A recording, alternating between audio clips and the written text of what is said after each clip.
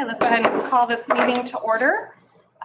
Before we adopt the agenda, I wanted to make a suggested modification. We had a board member, Phillips, request that we pull consent item 11G, the contract with Lori Watson.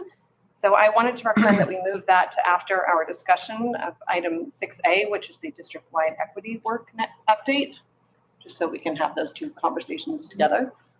Okay, so with that, is there a motion to adopt the modified agenda? Maybe I motion that we adopt that agenda. This is Eve, I second. Okay, great, thank you. You want to vote? Oh, sorry, all in favor? Aye. Just a thought. Thank you, yeah, thank you. Okay, the modified agenda has been adopted. And we'll go ahead and identify the closed session topics of discussion. Closed session item A is conference with legal counsel, anticipated litigation, significant exposure to litigation pursuant to Government Code Section 54956.9, subdivision D2. Closed session item 3B, conference with legal counsel, anticipated litigation, significant exposure to litigation pursuant to Government Code Section 54956.9, subdivision D2. Closed session item 3C, conference with legal counsel, anticipated litigation, significant exposure to litigation pursuant to Government Code Section 54956.9, subdivision D2. Closed session item 3D, conference with legal counsel, existing litigation, Government Code Section 54956.9 D1. Closed session item 3E, public employee discipline dismissal release complaint, Government Code Section 54957. Closed session item 3F, conference with labor negotiators, Government Code Section 54957.6, California School Employee Association, Chapter 320. Closed session item 3G, conference with labor negotiators, Government Code Section 54957.6, employee organizations, Orinda Education Association. And closed session item 3H, employee performance evaluation, Government Code Section 54957, superintendent. And with that, we will go ahead and adjourn into closed session. Thank you.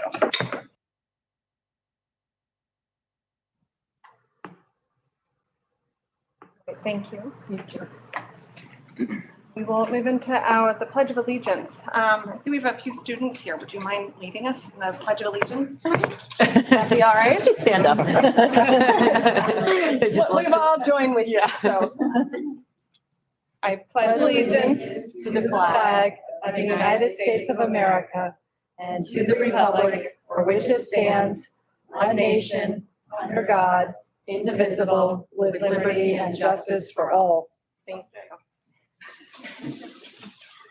you. For our public comment period, at a regular meeting of the Board of Trustees, the public may comment on items within the subject matter jurisdiction of the governing board. For items on the agenda, the public may comment at the time the board considers the agenda item. For items not on the agenda, the public may comment under item 5A, public comment. The Board of Trustees requests that individuals who would like to address the Board of Trustees on an item do so by filling out a request to address the OUSD school board card and turning it into the superintendent prior to the agenda item. Cards are available at the meeting. Comments are limited to not more than 3 minutes. Groups are asked to limit their comments to a total of 5 minutes. The board shall limit the total time of public comment to 20 minutes. To comply with the Brown Act, the board may listen to comments from the speakers, but can neither discuss nor take action on the issues presented. It looks like all of our public comments are on individual agenda items. Is that correct? Okay. Then with that, we will move into our first discussion item. Rich. Except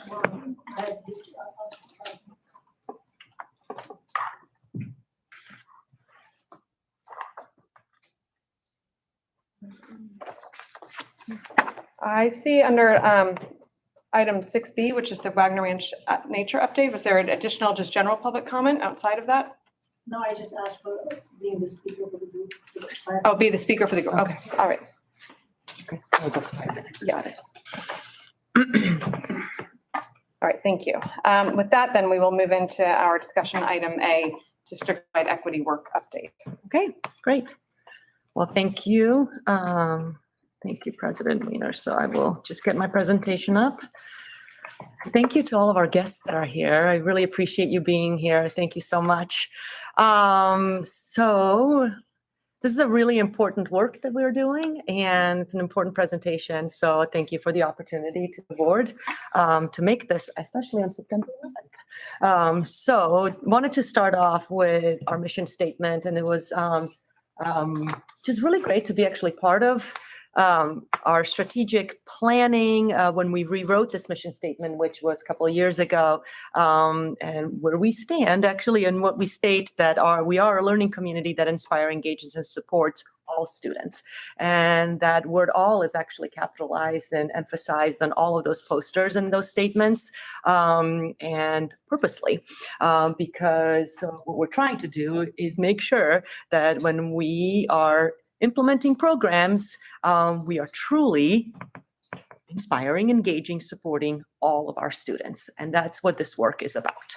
So when the purpose of equity work for Orinda, and when we're talking about district-wide equity work, we are talking about the equity work in Orinda. And that's what this presentation is about. What you'll hear about is how are we supporting our children in Orinda and about the programs in Orinda Union Schools. Will you hear about every single thing that you do in every single classroom? Probably not, because we'd be here for a really long time. And will you hear about every single possible plan that we want to implement in the future? Probably not, because we probably missed some things in the presentation and about things that we really want to do. But it is the purpose of the work here in Orinda, and to give the board a little bit of an idea of what the staff and the community an idea of what we think this work is. So what is the purpose of the work? Is first and foremost, we really believe that we as a staff, as a district, must serve all children. We exist to serve all children, and we must do so. Thank you. I'll just keep passing these along. I appreciate it. When we talk about our district, we really believe that this is an excellent district that provides an excellent education. But if we were to ask every single kid, I think we will find that some students don't find this to be an excellent district for them. So we believe that we must provide excellent education for all of our students. And then when we talk to our families, we feel that we must provide outstanding support to all of our families. And that's what we consider equity work. That's what we're going to talk about. So when we look at those things, how we serve all children, support all of our students in an excellent way, and all of our families, but we examine our data. When we look at some of our incidents that have been reported to us, when we listen to input from some of our students and our families, we see that we have areas of improvement in some of our programs, and that we see services and services that we provide that we have work to do, and that we have gaps in what we're doing in our schools. And that's what we consider our equity work. That's the work. And the word work is used because it's hard work to do that. And it's work that we must do every single day. So just to kind of give you an idea of how I've structured the presentation, we want to see equity be a lens and touch every aspect of our work. Structured it based on that it's touching our curriculum and instruction. So we're talking about student-centered learning. So it's work conducted in all area of curriculum instruction. So I'll give you a little bit of an update on what does that look like. We've connected to community of belonging. So we want to make sure that we're supporting our students' well-being and social and emotional needs. And our staff, we want to make sure that we have, it's our strategic direction that we are supporting our staff and that we're hiring dedicated staff. So our equity work has to touch support of our staff so they can support our students. And then when we're looking at our learning community, it is how do we engage all of our families and how do we make sure to support them?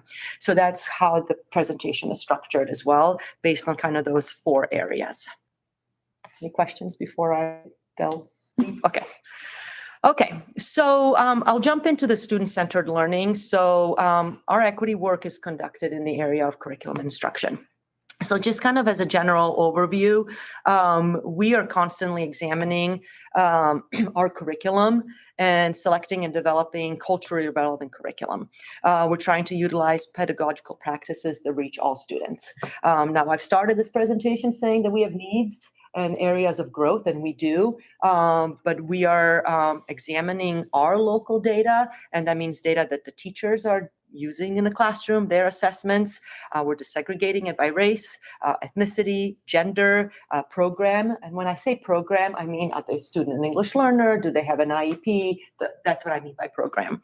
And we're looking for learning outcomes, meaning we can teach it. The question is, have the students learned it? So have we taught it in a way that's actually reaching all of our students? So we are constantly examining data and increasing how much data we're examining and what kind of data are we looking at. So that is the trend that we're trying to put in, and with Wednesday schedules, and you'll see that is one of the big focus items is what data are you looking at and how are we examining the data?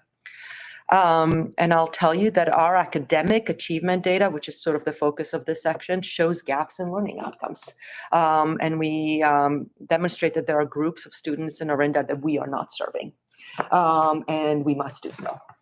So on the next 3 slides, I didn't, every year we bring in assessment data to the board, and I think it's scheduled in October if it's ready by the state, right? If it's not ready by the state, it'll be in November, but tentatively it's scheduled in October.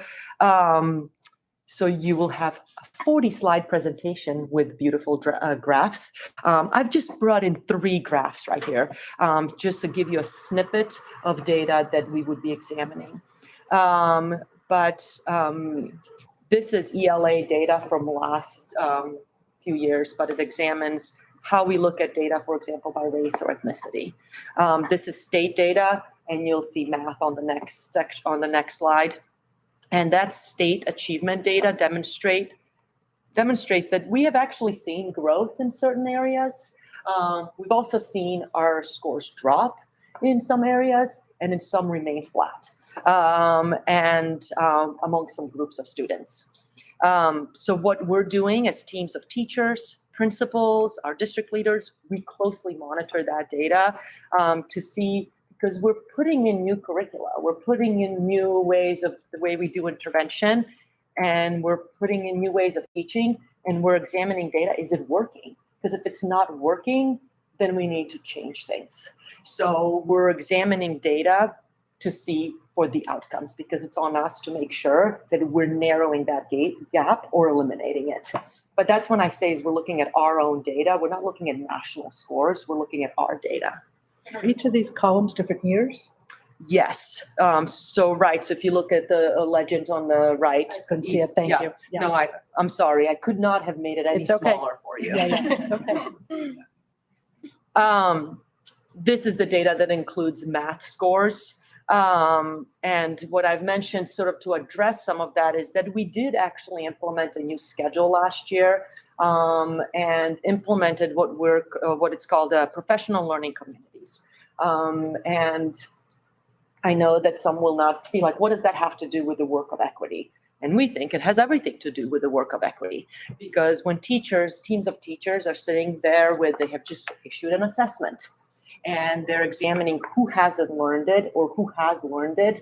They're, as a team, examining how to best then find which strategies worked on and which strategies didn't work. And then they're sharing those strategies amongst teachers so that they can then share best practices and replicate those strategies or align the curriculum across the district. We've just started this process last year. We've just started how the teams work. We have ways to go. This year, we're expanding that. We have grade level facilitators or leads that we're implementing this year. As Mr. Shannon has talked, I think at the last meeting, shared leadership amongst K-5, our department chairs at OIS. Everybody's attending 6 days. possibly attending 6 days this year of training. And we'll talk about that a little in professional development of how do you dissect the data? What do you look for? What's the best way of norming your exchange of best practices, calibrating your curriculum, and so on? That's equity work when it comes to curriculum. We introduced Academy at OIS last year so that you can actually really provide targeted, embedded within a schedule intervention. It just started last year. We have improvements to make, how that's utilized, but that's happening. It comes with time, right? It takes time to do so.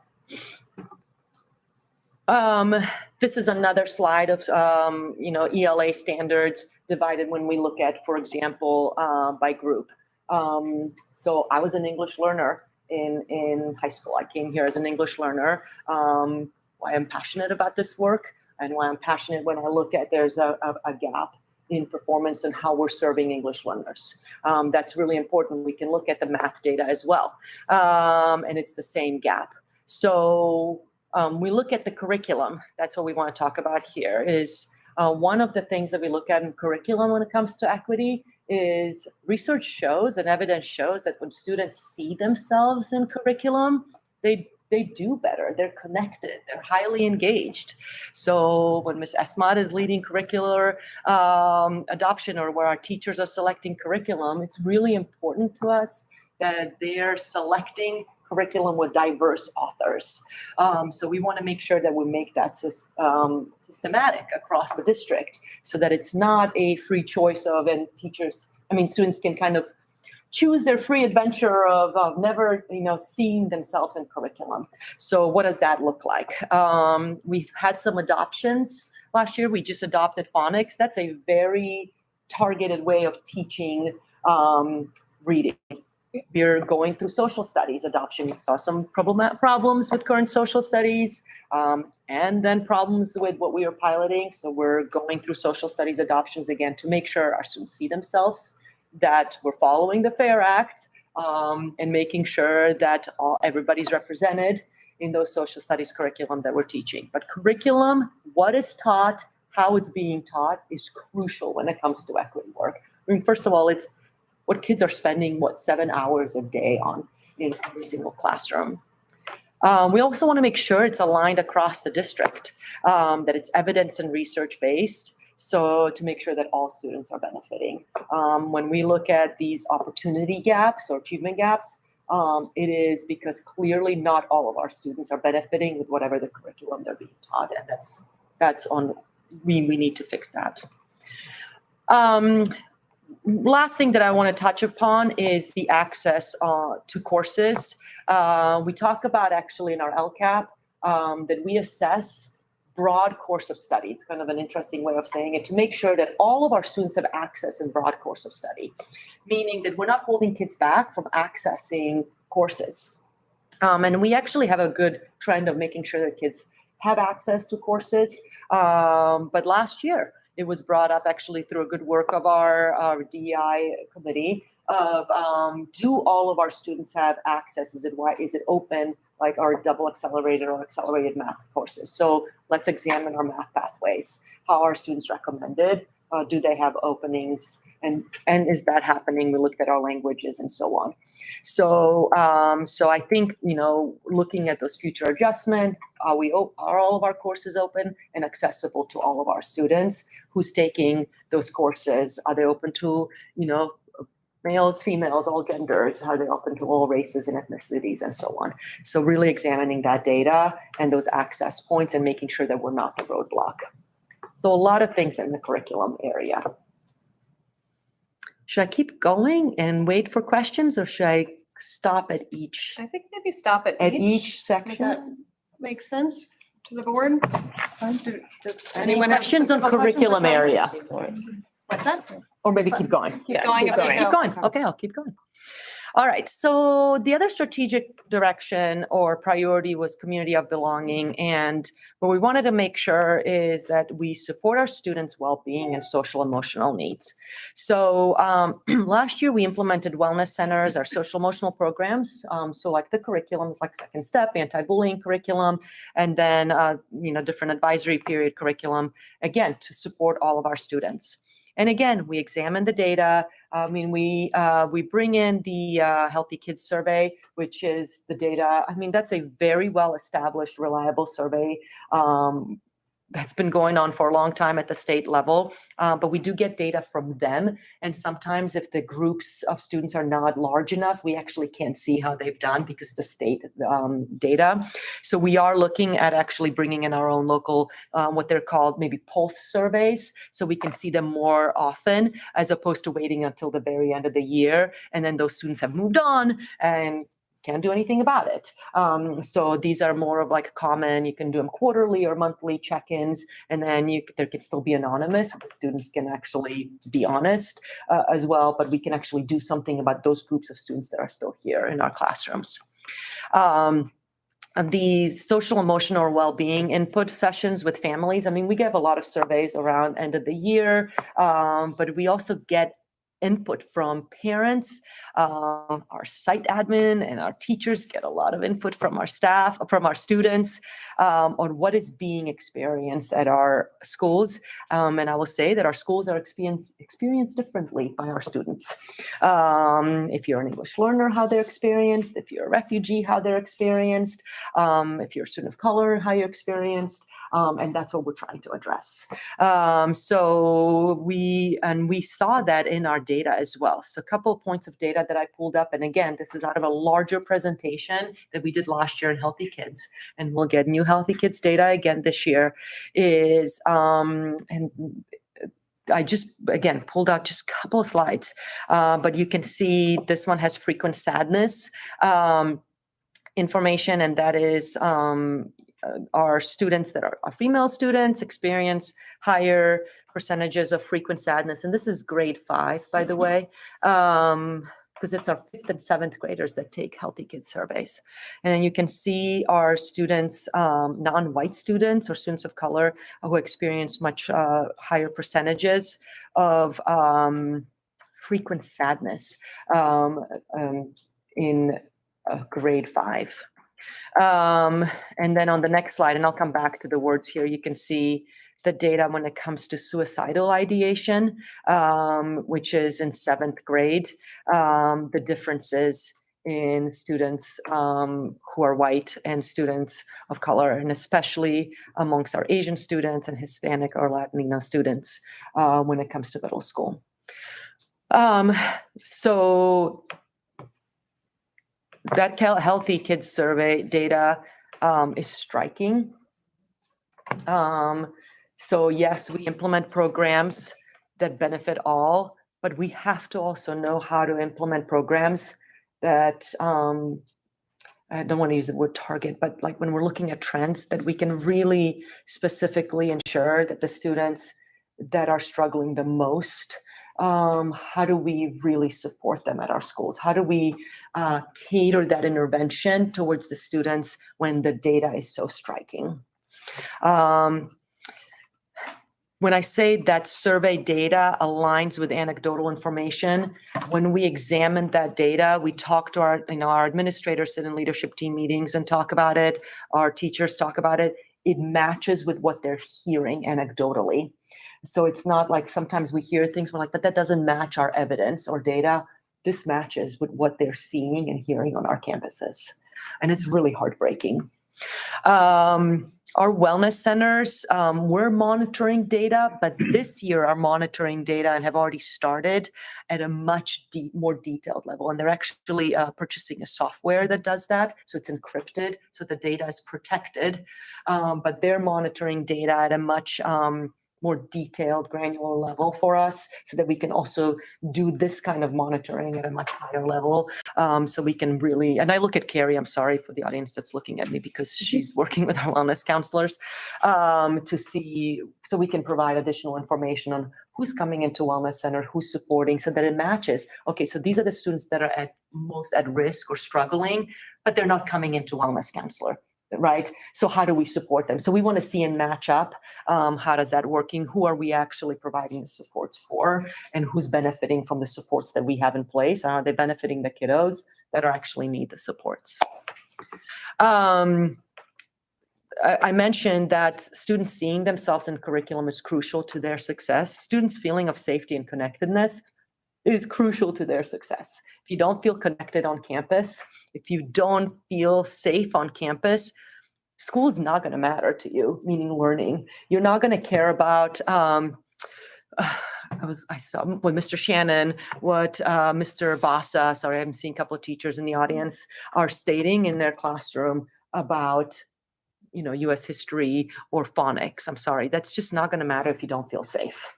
If you don't feel connected to what's happening on your campus, that's going to be such a that's just neurology. That's just psychology of our brain.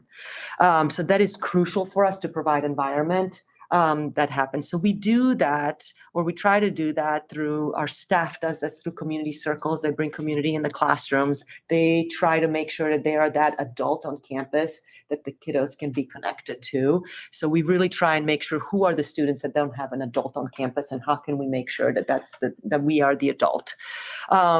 Clubs, extracurriculars, those are huge. For campus. I saw today OIS issue, here's the clubs on campus, because it comes now through my email, which is great. But sports, drama, those are finding a diverse set of offerings on every single campus so that every student can find some sort of an interest. So what does that look like, right? And what does it look like in kindergarten? What does it look like in third grade, so that they don't just have to wait till middle school? So that every student can feel successful because they're connected. In classrooms, we are offering a lot of celebrations. Actually, a lot of them are supported by our DEI parents that are DEI on DEI committees. We are selecting read alouds, assemblies, and more that are diverse and reflect our population of our students. So all of our students can see themselves again in all aspects of our school. That makes them connected, right? I want to tell you a little bit about a couple of partnerships that we have. We actually had, last year, we started a partnership with Miramani High School, where we had their students coming in and presenting to all of our fifth grade classes last year. And they presented about identity, race, ethnicity, and what it means. What does that mean? And what does it mean to belong on campus? And those lessons, they were great. Students asked a lot of questions. They were able to share, and kids love share. It was great. We were able to attend a lot of those classes, and it was really wonderful. We have another student leadership group at OIS that we just started last year. We're trying to lift the student voices so they can speak up and also lead that work, because there's nothing more powerful than student voices. And that's, so we started a group called SLAM, and that is a student leadership group, anti-racist movement. And we actually have 3 students that were part of that. You may see the students, they're right in front. So not that our parents don't look young, but sorry, so this is a group that started our OIS middle school, and it is really students learning how to lead equity work amongst their peers. I think they only met for a little bit, and the work was facilitated by Dr. Watson, and we will actually ask them to share why they got involved in equity work, why they wanted to be involved, and why they want to continue to be involved with this work. So before I call you up here or up there, I will just say the last bullet on here is that we also do partner with Akalani's Union High School District quite a bit. And actually our students, our 8th graders last year attended their equity summer. So they've been inviting 8th graders from all the Walla Orinda schools to come in. They were part of a spring equity summit, and now they have invited our students to attend their Black Student Union Summit, and that is on the 18th. I think it's next Monday, and it's going to be held at St. Mary's, which we have students participating in that, which is exciting. So there are great partnerships, and our students getting involved and lifting, and we're lifting their voices, which is just so important. So speaking of lifting our student voices, I know I see papers in hand, meaning it sounds like you're prepared to say some things. We would love to hear a little bit of why Well, first of all, thank you for being here. Really appreciate it.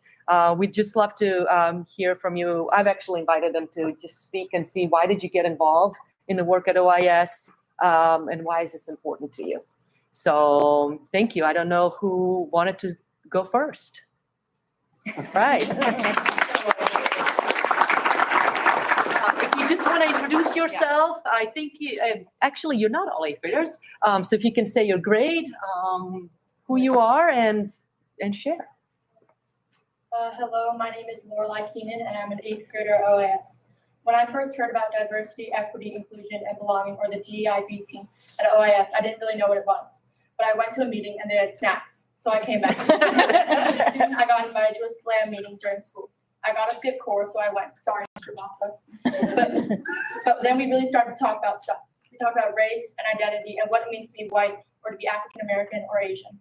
I realized that as a white girl growing up in wealthy Orinda, I'm represented in almost everything. In my classmates, in the books I read, in the history I learn about. And that makes me feel safe and supported. But listening to Dr. Watson, I realized that not everyone has those experiences. That a lot of people aren't represented in our school. They don't feel safe or supported in the books we read or with their classmates. That is what SLAM is about. It's about making a safe, supportive community within our school where everyone feels represented and respected for who they are. So I came to more DIB and SLAM meetings, and I returned to it this year. Not because they have snacks or because I might skip class, but because I know the work we are doing and will do is important.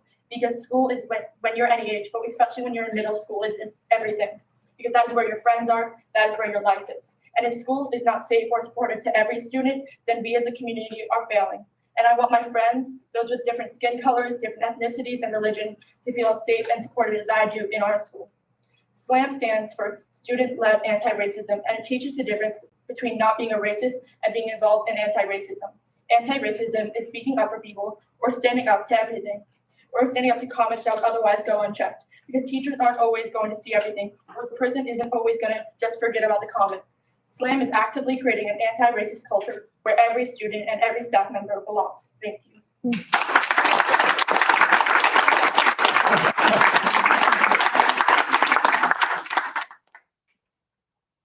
Thank you. Thank you. Hello, my name is Alex. I'm a 7th grader at OIS. I got involved with SLAM training and the IEB because I wanted to make all my friends, family members that now go to this school, and people I still don't know yet feel safe and comfortable going and presenting themselves. Also feel equally wanted. SLAM is about trying to make the school grounds equal for everybody. Also, I want my friends, cousins, siblings, everyone to feel safe and wanted. And I think equity is important in our school because no one will feel the odd one out or any disrespect towards how they look or act.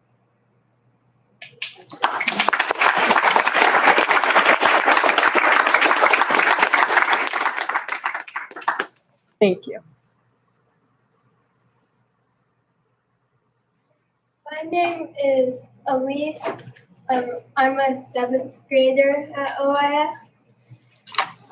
I got involved with DEIB and SLAM because I think it's important that everyone in our community is treated with kindness and respect, and that everybody can get the same opportunities to learn and feel safe. And SLAM is about making sure that everybody in our community knows that they're safe and that they feel like they belong here and that they're supported. And yeah, that's why.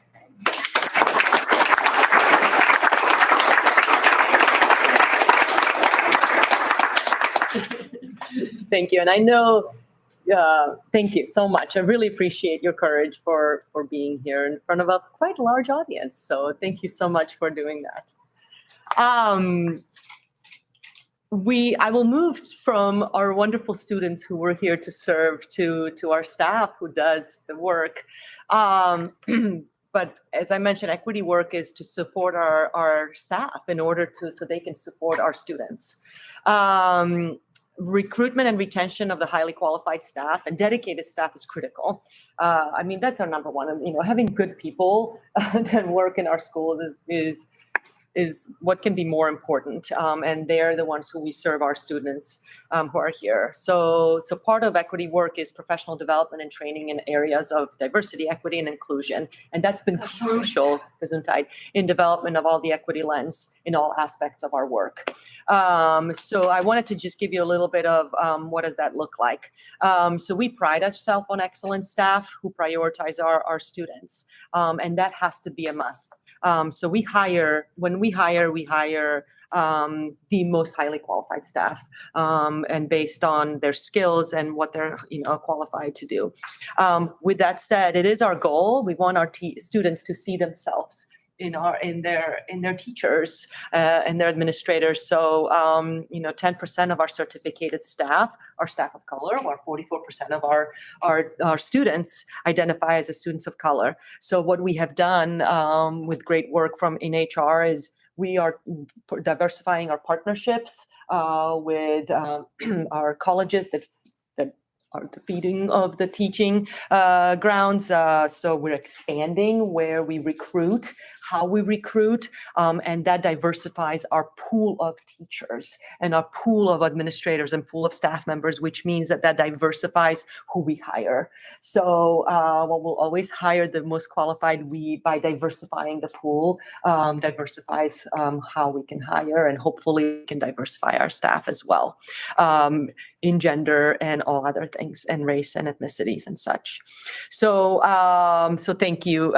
I know Dr. Inglesby has done a lot of work in where we advertise in places that usually we try not advertise educators on Indeed and look for them on LinkedIn, but we do. So because that's where people post. So now can you apply here? But they've been gone wide and far in job fairs and so on. And teaching shortages have had a major effect on our hiring. But as we try and recruit to Orinda, it has been a tough gig, not for Orinda purposes, but just in general. I will say, and I don't know that I have done that. I'm not sure that I've put that in. One of the things that's really crucial is once you bring people to Orinda, is you want to make sure that they're thriving here, not just surviving, right? So support of the staff that's here is crucial. So that's professional development, right? You want to make sure that they stay here, that they want to work here. So we do that through professional development, and we have a lot of professional development. It's fantastic. But I just wanted to bring in a couple of aspects when it comes to what we've done with regards to racial equity. And we've worked with Dr. Watson, whose name has been mentioned by our students here, but she also actually primarily works with our staff. So we have done introductory training for most of our staff. We haven't reached everybody. We did sessions last year where we've asked staff to participate. We've had classified, certificated, all of the management has gone through with introductory training about racial equity. And that's a full day training.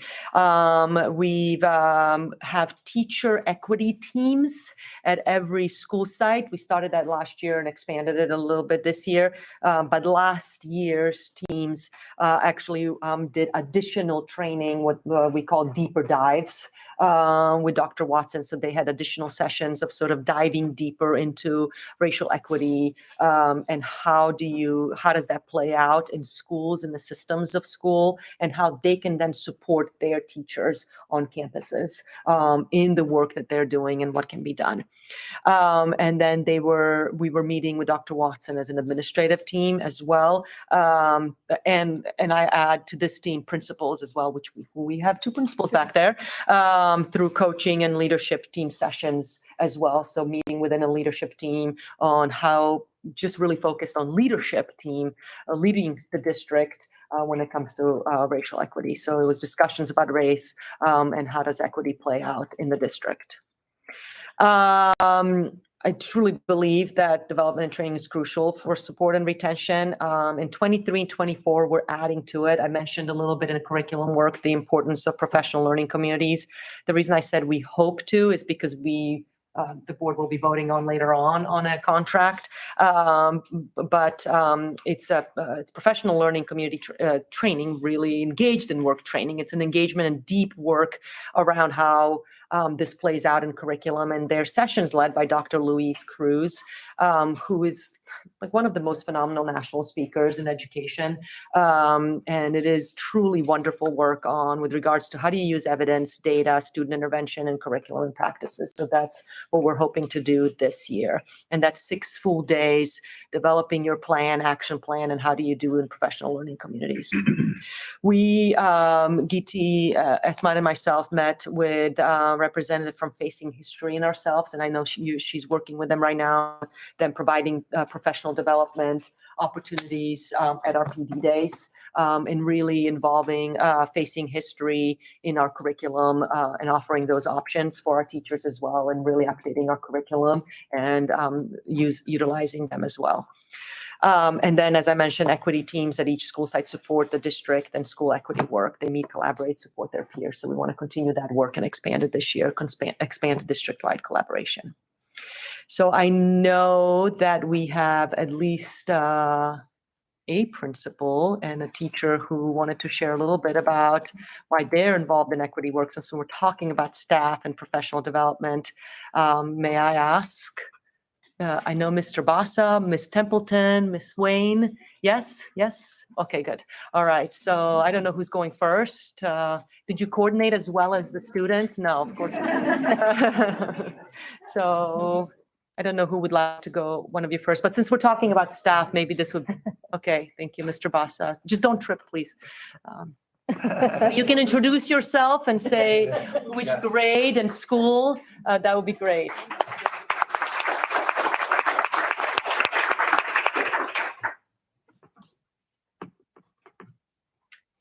Good evening. My name is Abdurrahman Bassa.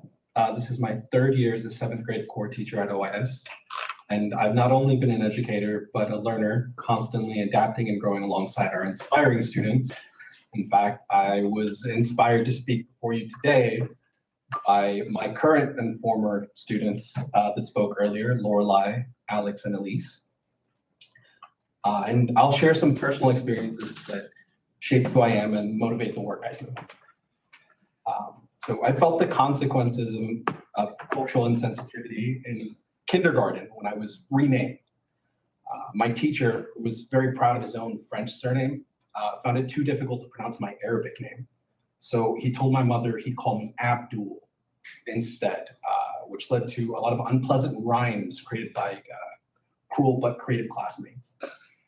So picture a 6-year-old boy pleading with his mother on the drive home, asking for a white name so that he'd fit in. I really cringe at that memory now, but it serves as a poignant reminder of the deep responsibility we hold as educators. Our equity journey is grounded in personal narratives like this, reflections of both our students and ourselves. To me, equity work means ensuring that every student has space to grow without facing the distress I felt grappling with a loss of identity. That's what it was. And ensuring that every student has the space to flourish without the burden of prejudice and discrimination. I strive to create an environment where students are encouraged to respect diverse perspectives and value the richness that comes from our diversity, drawing from a well of empathy and understanding. Children need that. When I was just 13, starting 8th grade in the middle of the year at a new school, I started my mornings reading a book outside my core teacher's classroom. And every day, a quiet blonde-haired girl would be there too, and we'd silently share that space, each in our own worlds, never acknowledging each other. And when our teacher arrived, the girl would greet her with a huge smile, "Good morning." And one day, I arrived earlier than usual, finding myself first in line. And when the girl arrived, she chose to acknowledge me for the first time, but not with a kind smile or a good morning. She instead demanded, anger in her eyes, that I move. I might have moved if she asked politely, but the demand and the underlying entitlement made me decline. I can't recall everything she said at that moment, but I'll never forget what she called me. And that's a word that she nor I have the right to say. And that was the only time anyone had ever used that kind of language directly to me. Until almost 2 decades later, during my first year here in Orinda. A year also tragically marked by the loss of my son, Amir, 4 months shy of his second birthday. An OIS student hiding behind another's login credentials called me that same word. The experiences that I've shared here are a constant reminder for me of the work that lies ahead of us and the change that is so necessary and urgent, because I know these experiences are not unique to me. And this is why I chose to be a part of the DEIB team at OIS. School should be a haven of empathy, understanding, and inclusivity, where we learn from our past to create a better and more inclusive future for everyone. And working towards that goal, my experiences with Dr. Watson during our meetings have been profoundly enlightening, offering practical strategies to help instill equity in our teaching. Dr. Watson emphasized the power of words and the weight they carry, encouraging us to choose terms that give dignity and respect to the individuals we speak of. For example, something as simple as encouraging us to refer to victims of the Middle Passage as enslaved people instead of slaves in order to acknowledge and restore their humanity has created meaningful moments of discussion with our students. I stand before you as a testament to both the hurtful impact of racial prejudice and cultural insensitivity, as well as the transformative power of education grounded in respect, understanding, and empathy. We must acknowledge the painful realities of the past and present, but remain hopeful, striving towards a more inclusive and nurturing learning environment for every single student.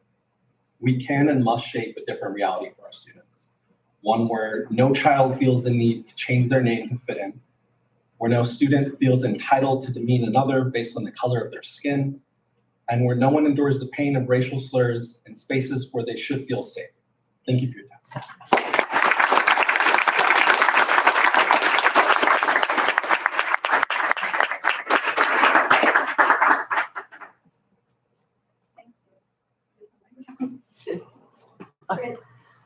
I'm Stacy Wayne, principal of OI Orinda Intermediate School. Mr. Bassett is one of eight teachers who volunteered for the DEIB team at OIS. And I'm really proud of the work that we've done, especially in the last couple of years, and especially since Dr. Watson has come on board. When I first heard the term equity in reference to an educational setting, I was kind of perplexed. It was a job interview before OIS, so at least 13, 14 years ago. And I was asked the question, what racial equity work have you done? And I was struck dumb. I didn't know what to say. Like I seriously had no words, and I didn't know how to answer it, which is insane, which is really, like, in retrospect, confounding in and of itself, because I had a master's degree in multicultural education. I had been a teacher advisor to the multicultural club at the middle school, the Polynesian club, the Latino club, now we would say Latine or Latinx. But I had done a lot, and as a classroom teacher, I had devoted my life's work to ensuring that every middle school student felt they belonged, felt they could celebrate their unique identity. So I had always done work around equity. I had always done work around access and ensuring that every kid felt safe in the classroom. And so, but it was funny to have heard a word that sounded so political. This term, racial equity work, I couldn't answer it because I had not heard it used in an educational context before. I had only heard it used in, social work or politics. And so I was kind of, as I said, I was perplexed and I was confounded and I didn't know how to answer the question. Afterward, when I reflected upon it, I realized it's my life's work as an educator. My life's work, as I would say, most of our teachers, is to ensure that every student has a space where they can celebrate who they are. Not accept, not tolerate, but truly celebrate who they are. And that's, every aspect of their identity. So I'm really proud of the work. I'm super proud of these guys. I didn't think I was going to be able to speak because Lorelai brought me to tears because I'm really passionate about it. And I thank you for the opportunity. Thank you.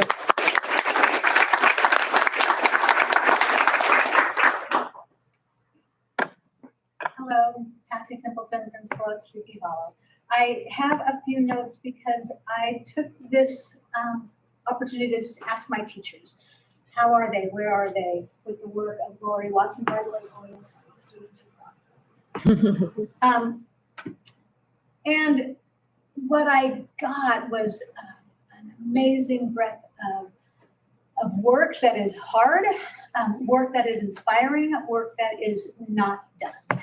And to that, I'll just give you a few specific examples of where our teachers find themselves after spending some quality time with Lori Watson and really digging into this work. Teachers of our youngest learners quickly realized that the dolls in their doll house, when they are allowed to play, and we provided opportunities to play a lot in TK and K, weren't representative of our community. And so they quickly shifted so that those dolls then represent all kinds of ethnicities. In addition to the doll houses, there's just dolls for dramatic play. So again, they are quickly shifting to allowing students to see dolls playtime in the way that we see life. Another overarching theme that I got when I asked teachers this question was just in reference to how they are perceiving the work that they do, whether it's through the content of the curriculum or how they create their classroom community. And it really does start to change your lens in a way that really affects everyone when we are thinking about an entire group and making sure that they all belong and they all feel included. Then it started to shift their own work. And a lot of it, as Dr. Lori Watson says, a lot of it's it all starts with you. And that's what happens to our teachers. They talk a lot about the fact that they had to sit with their own journey, where they were, where they are, where they want to be. And that still goes on today. Another common thread was about books. Elementary schools are filled with classroom libraries and our school library as well. And they realized that the books, that the authors could be improved, as in we need to be finding authors of people of color. The same with choices in the library. We wanted kids in their classroom library and school library to look at stories, look at pictures of people that looked like them. And that has been really a nice goal for us for the last couple of years. And that has really increased in the interest because, as you know, kids like to read and they like to read about the people that they can relate to. Another piece that came through when I asked teachers this question was about the community circles. And that piece happens on a weekly basis, if not on a daily basis, where teachers are having students sit together. And many of the questions that they would come up with really have to do with inclusion, belonging, what it's like to feel excluded, what it's like to feel included, sharing and giving voice to students who want to bring their story in. And again, as we've said many times before, celebrating those differences, acknowledging our similarities.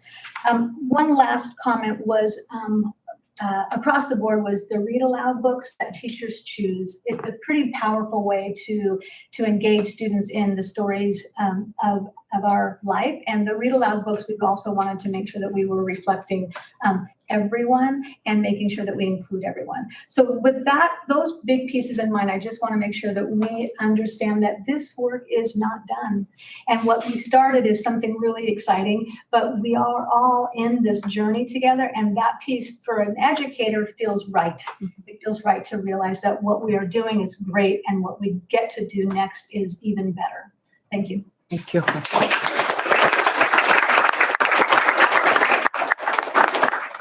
Thank you to our staff members. I mean, I know we just focused on sort of what we've done. So I appreciate that feedback and the impact.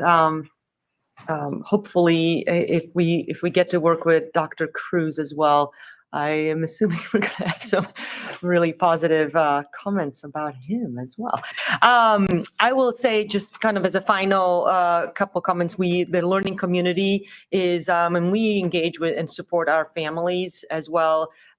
So we have a very active DI groups of parents leading various equity initiatives at our schools, and there's a district-wide committee. I actually do see a couple of our members here, and they do help to organize all sorts of things, everything from events to supporting new families, an avenue for feedback to the sites and the district office, providing resources, information to communities, and so much more. We have, again, provided parent education series with Dr. Watson to offer as to the parents, and we offered it to that DEI team last year, and so on. And then this year, we're shifting it a little bit to an equity steering committee, which would include the parents, staff, and board members. The two board members that are on the committee. And then finally, I'll just say is sort of to the point that was just made is it's an ongoing work. It is not the work that is like, and we're done, because it is a work that is never done. We are just sort of embarked on a journey, and it is work that needs to be embedded, as you saw, in every aspect of what we do. We want to continue doing the ongoing assessment of need, and expanding the support that we provide to our students and staff. We would really like to grow what we have started, because we have ways to go in every aspect of it. So I want to make sure that this presentation is not taken as in like, hey, we've done some equity work, checkbox done. It is, we are committed that this is not a checkbox work, that we really are committed to deeply being engaged in this work for the reasons of what you saw, those graphs. Those gaps have to be erased on every aspect, because we want to make sure the students are supported and our families are supported. And that's going to be ongoing work that will probably be never done. Just like all work is always continuous growth, as things change in our communities.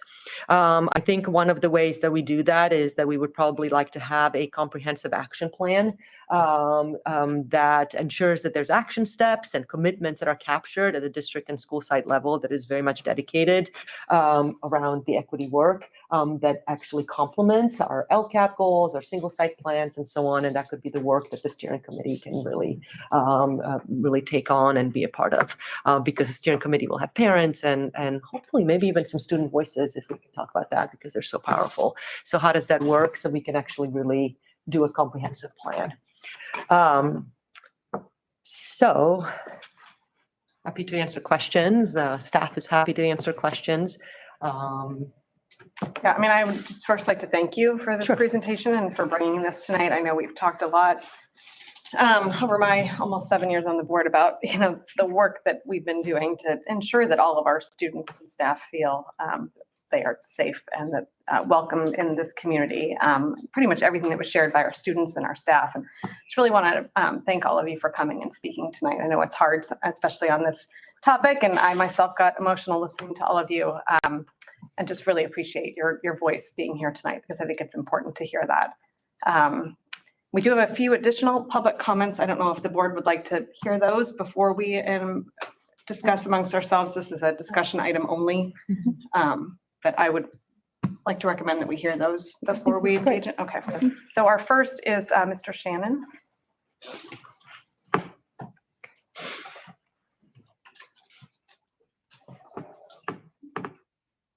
Good evening. I'm Charles Shannon. I'm speaking as an individual because I wear two hats. I'm also president of the Orinda Educators Association. Equity work has always been vital to me my entire career. It's my 34th year in education. And I have students that come back to me frequently. I just had a student come back to me the other day who was just about in tears telling me that I really changed the trajectory of her life. The support that I gave, all the books, making space, listening, checking in daily with my students to ask how they're doing, having them lead we have a leader of the day, and every student is a leader, and it rotates. So every kid feels uplifted, has that same status, is so important. She said, and everything that I said, everything that I did, all the books I purchased were influenced by my students and directed by students. And just picking the read aloud, for example, Patsy Thompson that's mentioned this. Having my kids go on to sites that have amazing, beautiful books representative of all people, all cultures, and so forth. And having the kids choose books that they feel represent them and they'd like to read, and giving them the purchasing power to do that. Because I don't know, I know my own, I know myself as an individual, but I can't attest to knowing all of my kids. And also another important thing is allowing time daily for kids to tell their story and having their parents come in and community members come in, making space for people to tell their story. We learn so much and we connect when we know each other. We're a school class family, and we really need to know where we come from, our culture, our traditions, all those things are so important. I mean, I could talk and talk and talk, but I wanted to say, I was so moved tonight by our students. I had a group of Acalines and Miramonte students who used to go and speak to teachers throughout the Bay Area on LGBT plus topics. And every time they met with teachers, the teacher said to me, I never thought of asking students, what's working? What's not working? How can I improve for you? We have to listen to our students. We don't listen to them enough.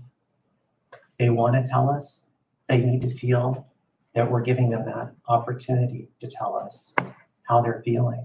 And so I really appreciate hearing from you, Aida, about those check-ins and doing that more often, because the national data that we get, we miss a lot of what our students want us to know about their experiences. And we can't wait until high school. By then, it's too late. We haven't done our job. So I really appreciate this topic, and I appreciate all of you, and I love our students. Thank you for guiding us. Appreciate it.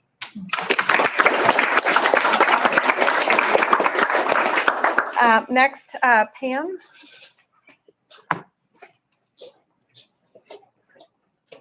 If you could just introduce yourself and Yes. see. Yeah, thank you. Thank you for the opportunity. I'm Pam Ha. I have 2 children in Orinda. I have a 7th grader at OIS and a 5th grader at Wagner. The statement I'm reading was written in collaboration with Alicia Keenan, Director of Voice. Unfortunately, she can't be here today. We are so grateful that tonight the board is looking at what work has been done in the area of DEIB and what work still needs to be done. As parents of children with special needs in our district, we ask that you keep in mind that our diversity, equity, and inclusion includes all of our students, including those with disabilities and learning challenges.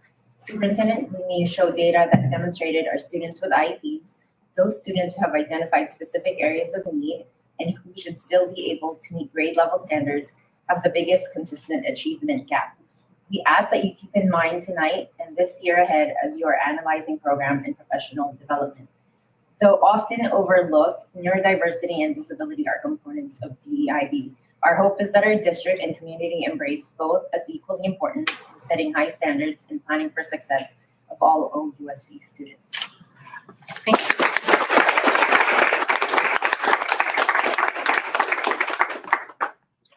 And for our final public comment on equity work, we have Roxana.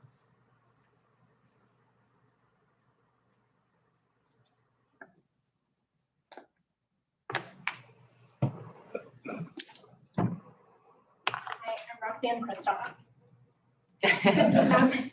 I have a daughter at OIS, and I was the founding co-chair of Wagner's Community Coalition and the founding chair of OIS's DEI committee, and I also serve on OUSD's DEI committee, and I'm really proud of all the work that's been done today, especially around just equity and equal access and the math pathways, ensuring that all children have access to reach calculus BC when they get to high school. That was really swift work on the part of the committee and on AIDA, so thank you for moving so swiftly on that. And I think that there's still a lot of work to do. Last year, when my daughter was in 7th grade, as many of you have children or if you're in the area, you go downtown, you're in Theater Square, you see the kids get dropped off downstairs. They're outside of wards. There are all these children outside of wards. Someone goes straight up to my daughter and they say, "Do you live in Orinda? What school do you go to?" There's a ton of kids, but they just pick out like the one Black kid to question about whether or not she lives there. Now, I understand that as a school district, this is outside of your jurisdiction, but she should be safe in our school district. So when she goes to school, she should not also have to deal with this. So last year, she was reading Hidden Figures in class, and some kids in the class called the esteemed mathematicians in the book flunkies. This was not really handled by the teacher, swept under the rug, and just like right after back to school night this year, a student in the class, one of our classes wrote the N-word on a document that they're working on. So I just think that we still have a long way to go in just ensuring that our kids are safe in our schools. What else did I want to say? I want to say that like just being so excited about the beginning of the school year and having the N-word like written on your paper is like so deflating. Then we go straight into what's the curriculum and what's happening this year. We're going straight into To Kill a Mockingbird, which is just like N-word after N-word. And I really don't think that our staff is equipped, even with the help of Facing History, to teach this text in a culturally respectful way. I'm not even sure that, in general, I think that the book should be assessed and a replacement should be considered. So I think there's still a long way to go in this area, and I just really would encourage you to continue your work in this area.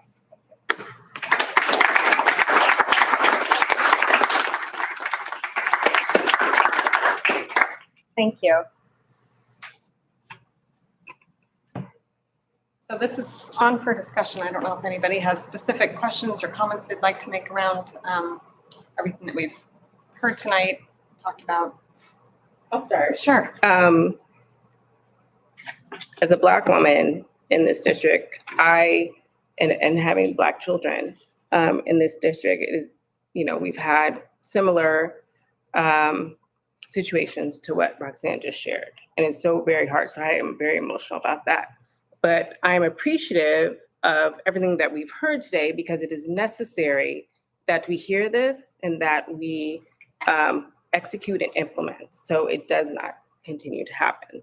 I do know it's a marathon. It is not a sprint. It is a long time coming. I do appreciate, Aida, what you said about the comprehensive action plan. I think it needs to be multi-year with order of implementation so we can manage expectations of parents and provide measurement. I think that is key in reporting in order to properly address the gaps we've seen in the presentation tonight. I would love to see an equity policy for the district that is critical to so many pieces that you addressed in the presentation. And I would like to expand, or continue to expand our professional development, as you mentioned today as well. And then when it comes to hiring, there are a number of historically Black colleges, universities, and Asian and Hispanic, Latin serving institutions where teachers are being trained. I would love to see us reach out to those as well to see more engagement. I just think we have just dipped our toe into DEIB, and there's so many areas of opportunity. Just with hearing our students tonight, it's very moving, hearing our parents and our teachers and our administrators. Thank you so much for being here, but we have a lot of work to do. But I know we can do it as a community, as a learning community, and I would like to see more. So thank you.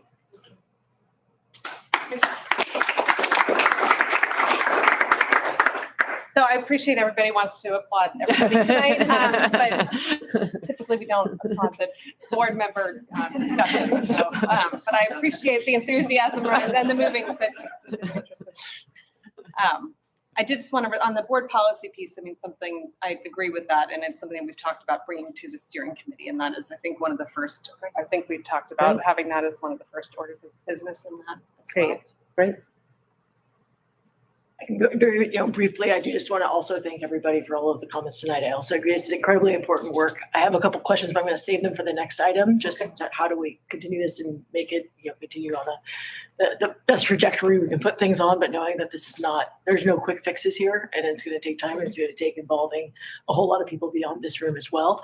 In fact, that's probably a hint of kind of somewhere where some of my questions will go for the next item. But just again, and thank you for everyone with the courage to come up here and speak tonight. That meant a lot. Thank you.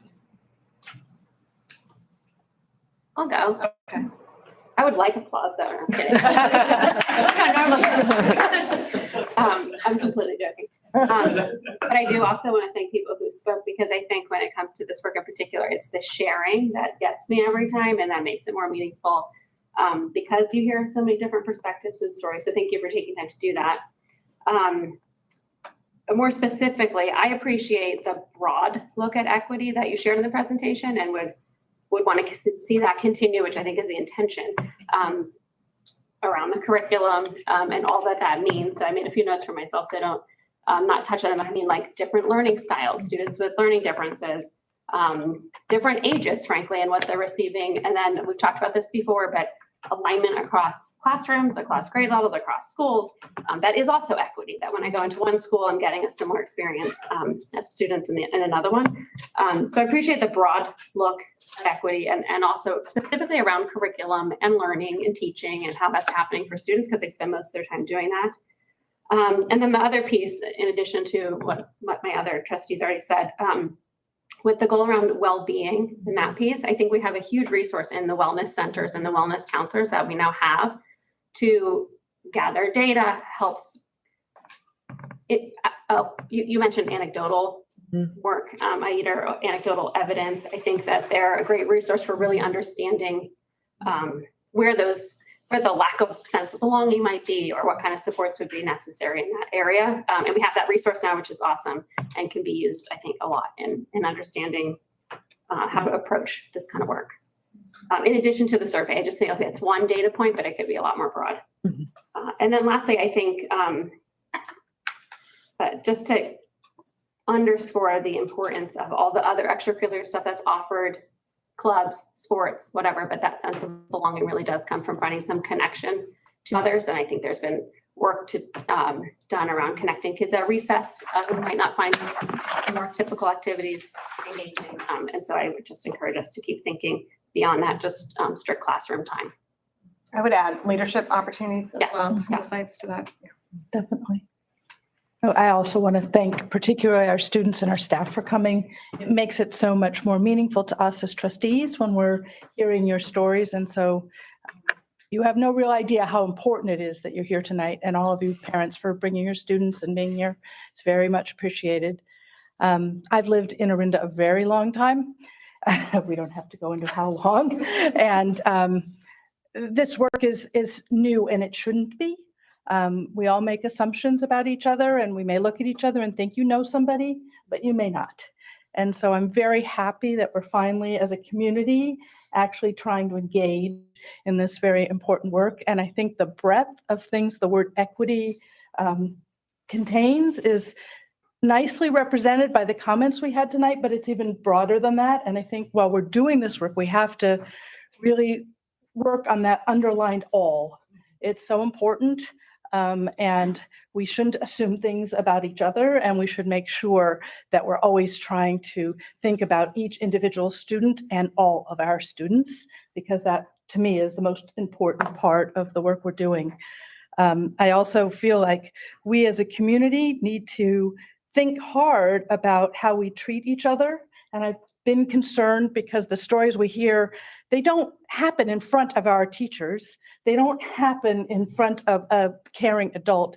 They happen in front of lords, or at the swimming pool, or on the playground in the back where no one is watching. And that has gone on also for a very long time, and it's not okay. When we look at our Healthy Kids surveys and we see so many students who have had experiences that are negative at school or in Orinda, we have to figure out new ways to address those situations that we know come up.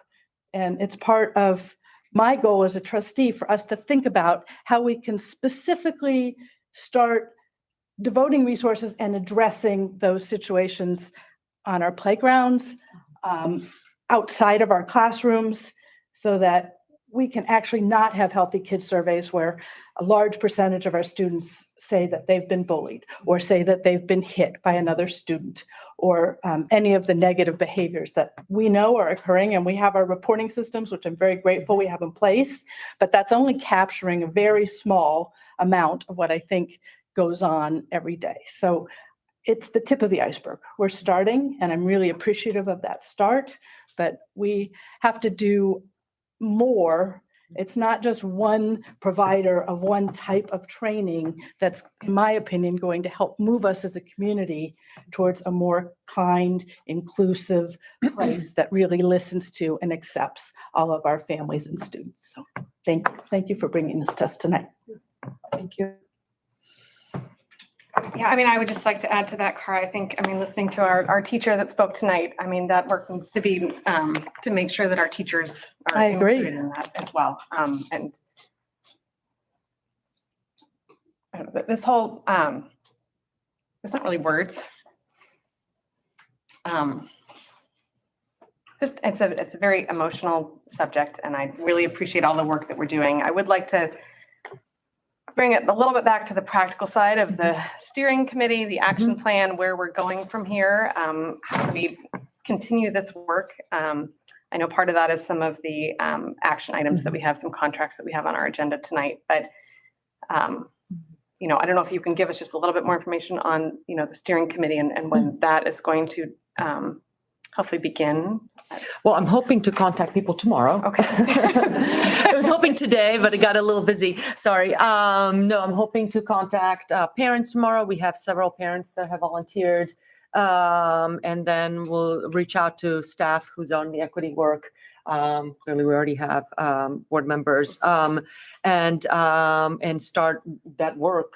Within a couple of weeks. Usually we try to at least schedule 2 weeks out and have those meetings regularly. And I think, you have mentioned equity policy as a first, but I think the action plan, probably immediate startup, because we should know that drives sort of the work, right? So that will give us a tangible action items of what are we doing and timelines. And I think Etta mentioned some really great, it should be multi-year, measurable. I can't read my. I'll give it to you. Thank you. Appreciate it. And I'm sure Angel took great minutes as well. But yes, and multi-year, but also like, what do we want to accomplish, this year, next year, out years?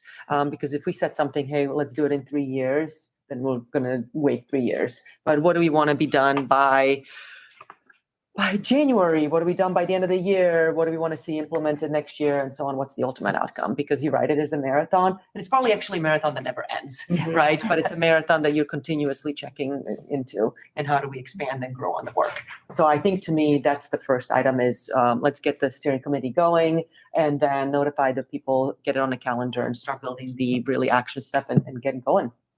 And I would just add to that, I would like to see this brought back for future updates as well. Absolutely. I don't, because it's like any other work that we're doing in our district, we shouldn't just have this conversation once and have a steering committee. We should So have. the thought was to bring it up at least annually. Yes. If you wanted more often, Well, we can- happy, but I think yeah. we can talk about that. So this was going to be at least an annual update on where the work is publicly. Right. And then we can talk about, if you want, sort of other updates, kind of what the work is between it, for sure. I would also love to see replicate in our other TK classrooms, what Patsy shared about the dolls. I think that is. really Yeah, important. absolutely. That's the work. Having a TKer, I think that is key and And critical. in our masks. Yes, Yes, yes. yes.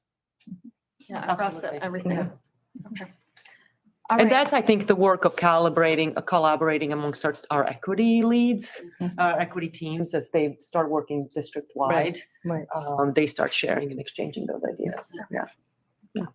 Okay, I think in the interest of time, I'm going to move us along to our next agenda item, which we had polled, or we had a board member poll consent item. Thank you, by the way. Yeah, thank you. Thank you for coming. Thank you so much.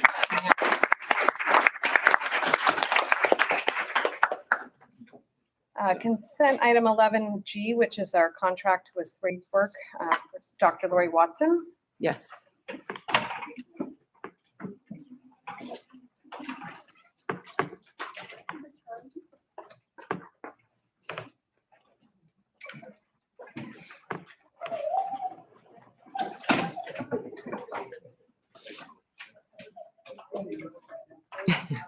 Okay. I know there is.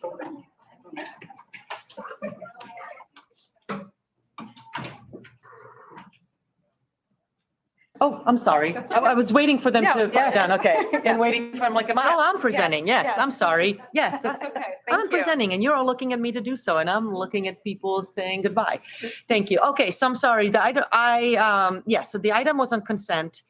We pulled it and I'll just present it. So we have Dr. Watson. The staff was recommending a continuation of the work with Dr. Watson. So we put the item, it is a little bit of a different contract than what we placed this year because we're expanding the work into other areas. So as I mentioned just in the prior presentation, we are adding other work. So part of it is a significant actually investment in the work into professional learning communities with Dr. Luis Cruz, and that's significant curricular work. We are exploring work with facing history. We are examining, there is other work actually happening. I appreciate the comments around the doing the work with regards to students with IEPs. I know we have training coming in with dyslexia during professional development in October. So we need to bring in gender equity training and so on. So there's a lot of expansion. So the contract was actually lowered by, I'm going to say about $15,000 from prior year to accommodate the expansion in other areas. The scope of work for Dr. Watson is, I'll just go to the summary page here of what the district and staff is proposing. I mentioned that we were asking staff members to go through the one-day introductory training. This is what she's calling Elevation to Transformation seminars. And as it's mentioned in here, staff members who haven't participated yet. So we do have staff members who haven't gone through it. We have some new administrators, but we actually have teachers who haven't gone through it. And the way we actually get the most number of staff members, last year we partnered with Lafayette, Acalanes, and shared those dates because we can't actually get all of our staff members released in that many days due to substitute needs. So we offered those dates and people can go all throughout Orinda on different dates. So this would allow us to get almost all of our staff actually to go through those introductory dates on race because not all of them have gone through it. Deeper dive, it's really going through now. She mentions here staff who are interested. We're actually sending those equity teams. So we have new members on the equity teams or are going through that deeper dive and how they can then work. So you were just mentioning sort of expanding what's being done in that specific TK classroom, but it's really, there's a lot of great work done in certain teams. So how do we do that at a deeper level? So then she would be working with all of our equity teams across the district. What we eliminated here is working with the entire leadership team because we would add our team to those equity teams. So we would work with them together. So we actually merged those two. The admin team and the equity teams. You heard from the students, they began the work with SLAM, so we would be really working with with students and providing their advisory. The parents, we wanted to expand. Last year, we just began with the parents on the DEI team. So we spoke last year about expanding that to the larger parent groups. We have talked to Moraga about partnering with them. Actually, so this cost would be cut in half, that specific one, should this be approved, because we would do a Moraga Orinda partnership and offer it to Moraga and Orinda parents. And then coaching and consulting. And there's just oftentimes, and I can look to my two principals there, or any of our directors, that you just encounter cases like some of the incidents you heard about this evening. I mean, I would love to say that we don't have racial incidents on our campuses, but we do all the time. And I thank you for sharing, but it is painful to hear, and you hear it. And there are times when you know exactly how to react, and there are times when you're just like, what is the best way to handle this? And there are just times that you just need that coaching, consulting. How do you navigate the situation? You have a group of staff members, you have a group of parents, or you have a specific case, and that's what would be the coaching. And it's a bank of hours, not necessarily all of those hours. It's just, and we were looking for that last year. Either it's a celebration of coming up month, or it's just, how do you deal with this, or what's going on? So that's really the work that we're proposing. Just to the question of the expansion of professional development, I mentioned so few of those cases. It's really significant work going on in the curriculum area with the learning communities and facing history, hopefully. Well, I'd say hopefully it is. It's just we haven't brought the contract to the board. We'll do that in October. And then dyslexia work, and then we're exploring further work. Yeah. Just for a point of clarification, this would be this year 2 with Dr. Watson, correct? This is year 2 for us. For us, right? And the idea when we originally hired her was for a 3-year? Her originally it was Originally. because that was sort of building. Right. That was kind of her first field. Just to understand. Yeah. Yes, if you look at the old. Yes. And then you mentioned Moraga potential partnership for parents. Do you know when that's being presented to the Moraga board? I don't. Okay. I think it could be now. I mean, not tonight. Yeah. I think, and then what we did last year, as I mentioned, we partnered with Akalani's in offering up the dates. They just approved it last Wednesday. How many times a year does SLAM meet? I know they just established the chapter or whatever. 3 half days is that when Dr. Watson goes in with them, but they can meet weekly. They could meet every other week. So with their advisors. So Okay. their advisors get training separately, and then they would meet with Dr. Watson as students, and then the advisor, they can just meet as many times as they can. So it depends how active they are with their advisors. Who were the advisors? Last year, it was Eric Page. Well, you tell me. It was Eric Page, Abdul Basa, Michelle Penny. Yes, Kendra Hoffman, that's right. Training. Yeah. This year, Andrew Garcia also won. Oh, Andrew Garcia, okay. And all Yeah. grade levels at OIS? Yes. So last year we had all grade levels. Yeah, no, the idea is to have all grade levels because then as 8th graders go up, you always have 6th and 7th, and you would be adding. So you always have 2 grades that have gone through the training, right? Mm-hmm. So then you can your advisors can keep bringing after the 3 years, they could keep bringing the 6th graders along. I'm happy to answer questions. Yeah, no, I guess I brought this item up because I think having external help for this is so important. So really critical that we have somebody in this capacity, I think, to help the district, and the schools, the families, the teachers, staff. But I sort of had one general question and one specific one that I wanted to bring to this group.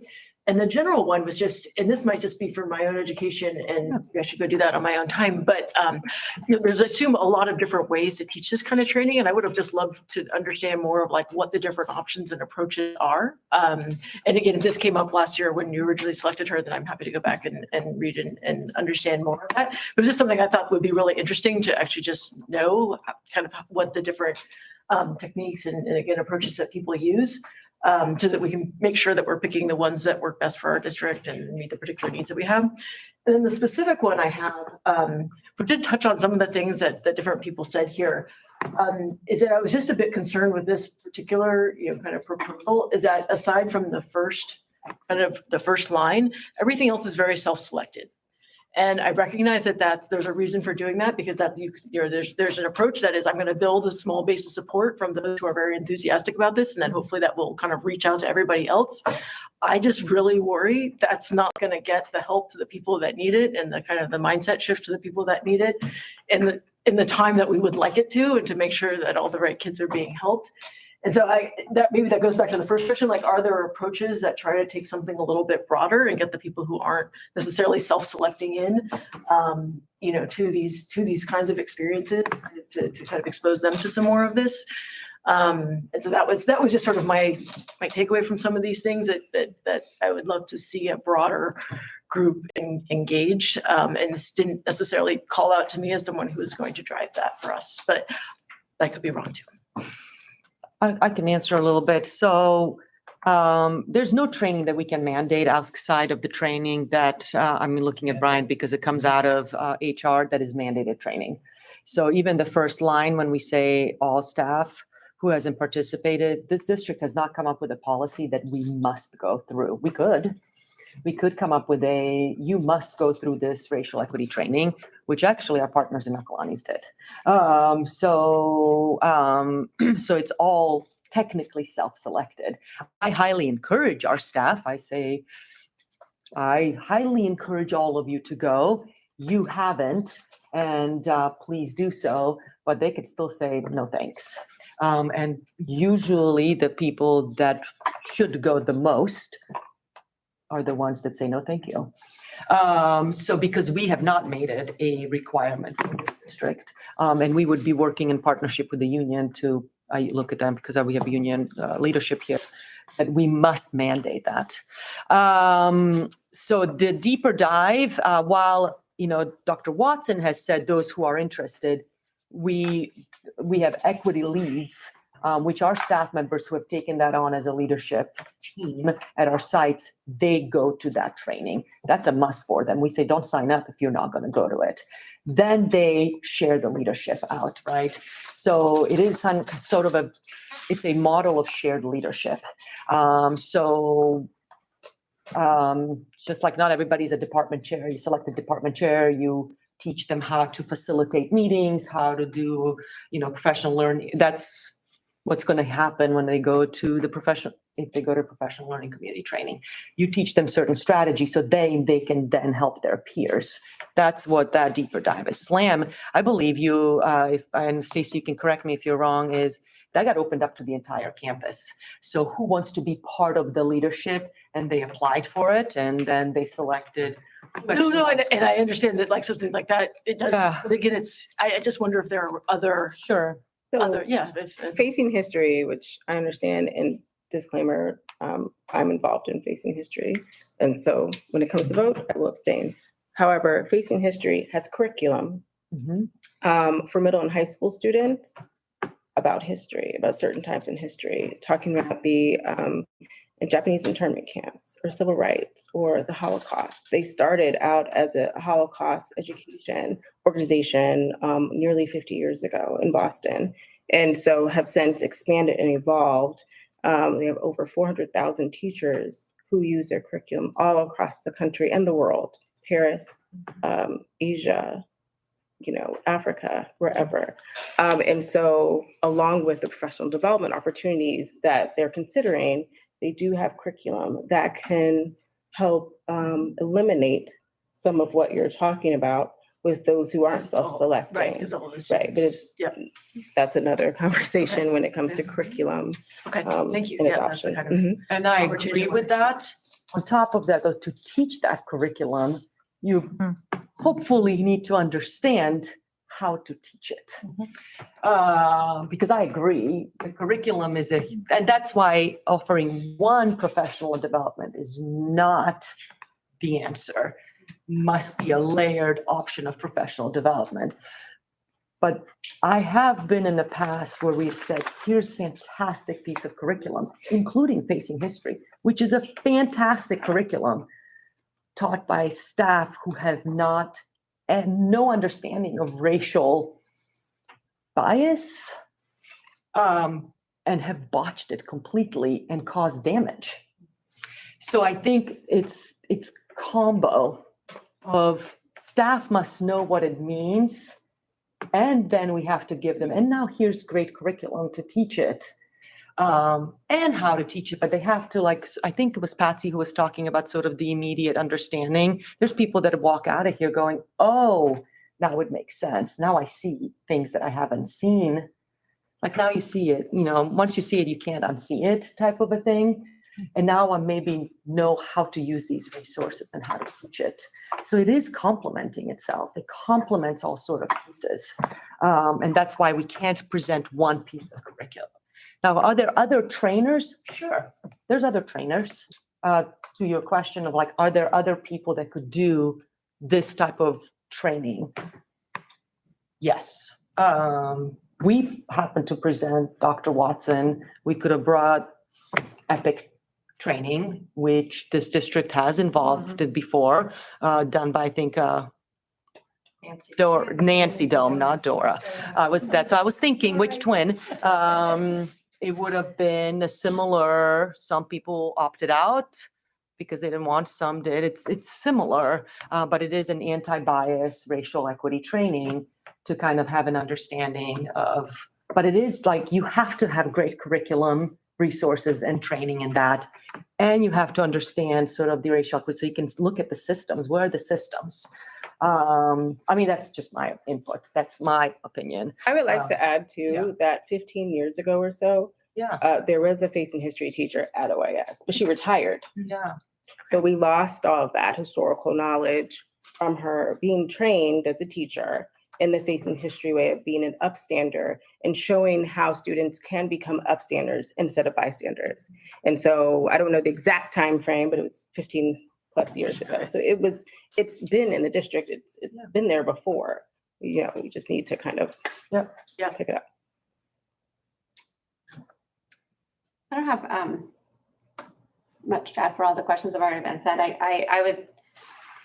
I attended Dr. Watson's parent series as a parent last year, and I found a lot of value in them. And I think hearing from administrators tonight and students, clearly they see value in it. And so I'd like to see that continue, especially understanding that the previous board had seen this maybe as a 3-year kind of deal. And we're looking at just year 2 right now. And I understand that, but I don't want to split up that work and put an end to it prematurely. And so I'll just kind of name that. In addition, like I already said, I think this broader look at equity that also includes other learning, other parts of the work that happens in schools, it's beyond just racial equity, is important. And I appreciate that it's kind of just being addressed here tonight in multiple ways. But I see value in the discussion that has already started and not stopping that short, because it is a marathon and it is conversation that gets you there. So I don't want to see that cut short. I think for me, it's one piece. It's not the only piece, right? There are different pieces that we need to add to this piece. Clearly. Yeah. We do have one public comment on that. Okay, if I go to that at this point, Mr. Shannon.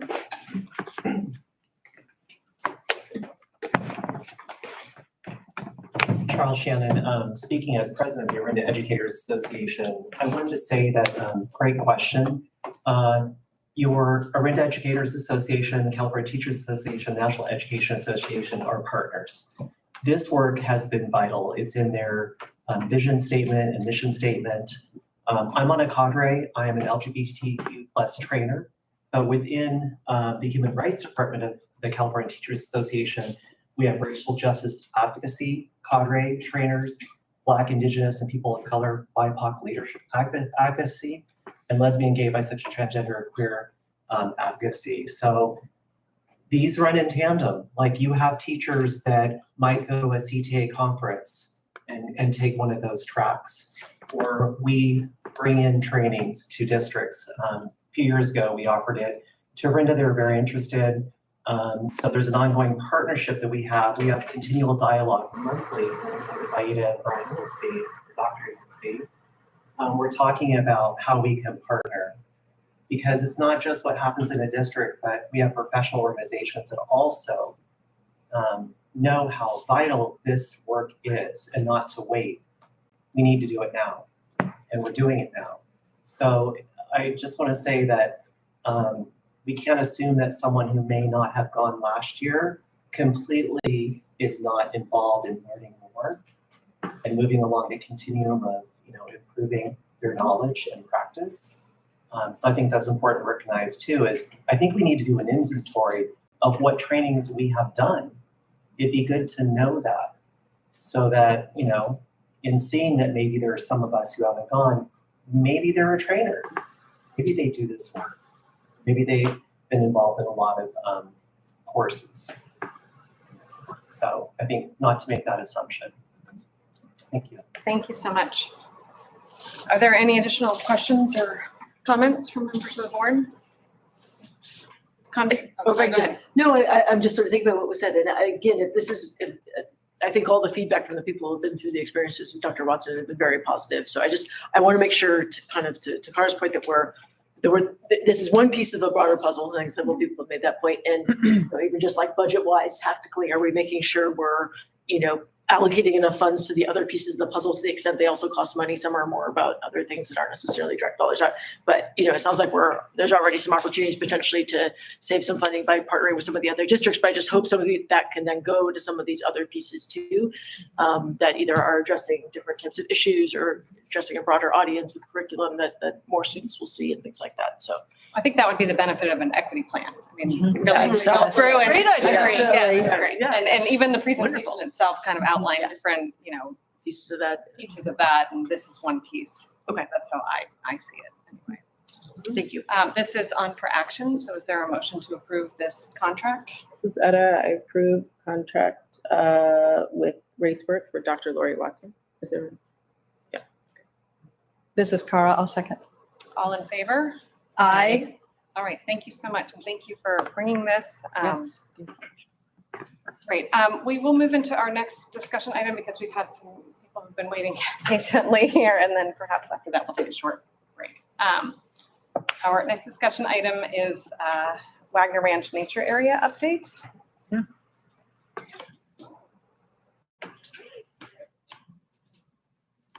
No, just on cue, Is it not?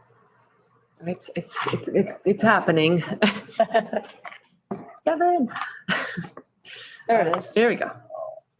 It's all the green. Okay, very much shifting gears. Sorry. Sorry. No, that's okay. Thank you all Yeah, thank you so much for attending, for those of you that are here thank for the last two agenda items. So presenting on Wagner Ranch Nature Area, appreciate that. Just wanted to give you a little bit about what the presentation is going to be about. We're going to talk a little bit about the property itself, outdoor education on the nature area, and you know, we got a little bit of damage there caused by some storms that has caused the closure of the nature area. We want to talk about the opening plans, and then support and funding for the nature area, and then our potential next steps. So that is the overview. So just a little bit of an overview of the nature area. It's a very unique. One of the things that I learned when I was hired here on my first interview tour is I could not believe we have this. It's pretty amazing. It's a unique nature preserve and historic site located in Orinda, and owned by the school district. So it's pretty amazing. The area is just under 19 acres, and it features meadows, forests, ponds, and streams. And it is certified by the Schoolyard Habitat by National Wildlife Federation. There's a San Pablo Creek that borders one side of the nature area, and it's home to thousands of native plant and animal species. I know there were maps that got passed around. Those are not by us, but thank you to our speakers out there that actually passed those out. I wanted a little bit about the outdoor education that happens on the nature area. So we have Orinda students actually take part in field trips and hands-on experiential educational opportunities. We have elementary school students that take part in various activities and summer camps. Unfortunately, not last summer, but all the summers prior. And we have been looking at ways to expand opportunities to middle school students, and it has been at least the goal of the prior in the past to expand usage to other districts as well. And then the damage happened, and unfortunately, really dramatically, we actually had to close the area. I mean, we had some really serious winter storms and very heavy rains that caused severe damage to the nature area. And that damage included downed trees. I don't even know that Stuart and I can count how many trees are downed. And unfortunately, actually, the effects, even now, when you go in there, you can actually see even more downed trees because of it's just how it's working. The nature is working its way. We are washed out pathways, trees in the process of falling, downed branches, changes to the creek bed, and a really significant overgrowth right now. And unfortunately, a lot of that being poison oak. So what happened was that area was closed due to all access due to the significant safety concerns, and we closed it to everybody, staff included, except when we were giving damage tours.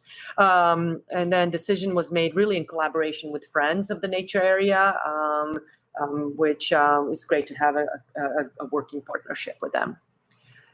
We have visited, and I look at Stuart over there because it's really the two of us have done it quite a bit, has visited the area multiple times to examine the current and ongoing damage. And as I mentioned, every time we've gone in, we have seen more damage done kind of as the ground either dries or the trees dry, and so on, just because it's just how the storm continues to work itself out.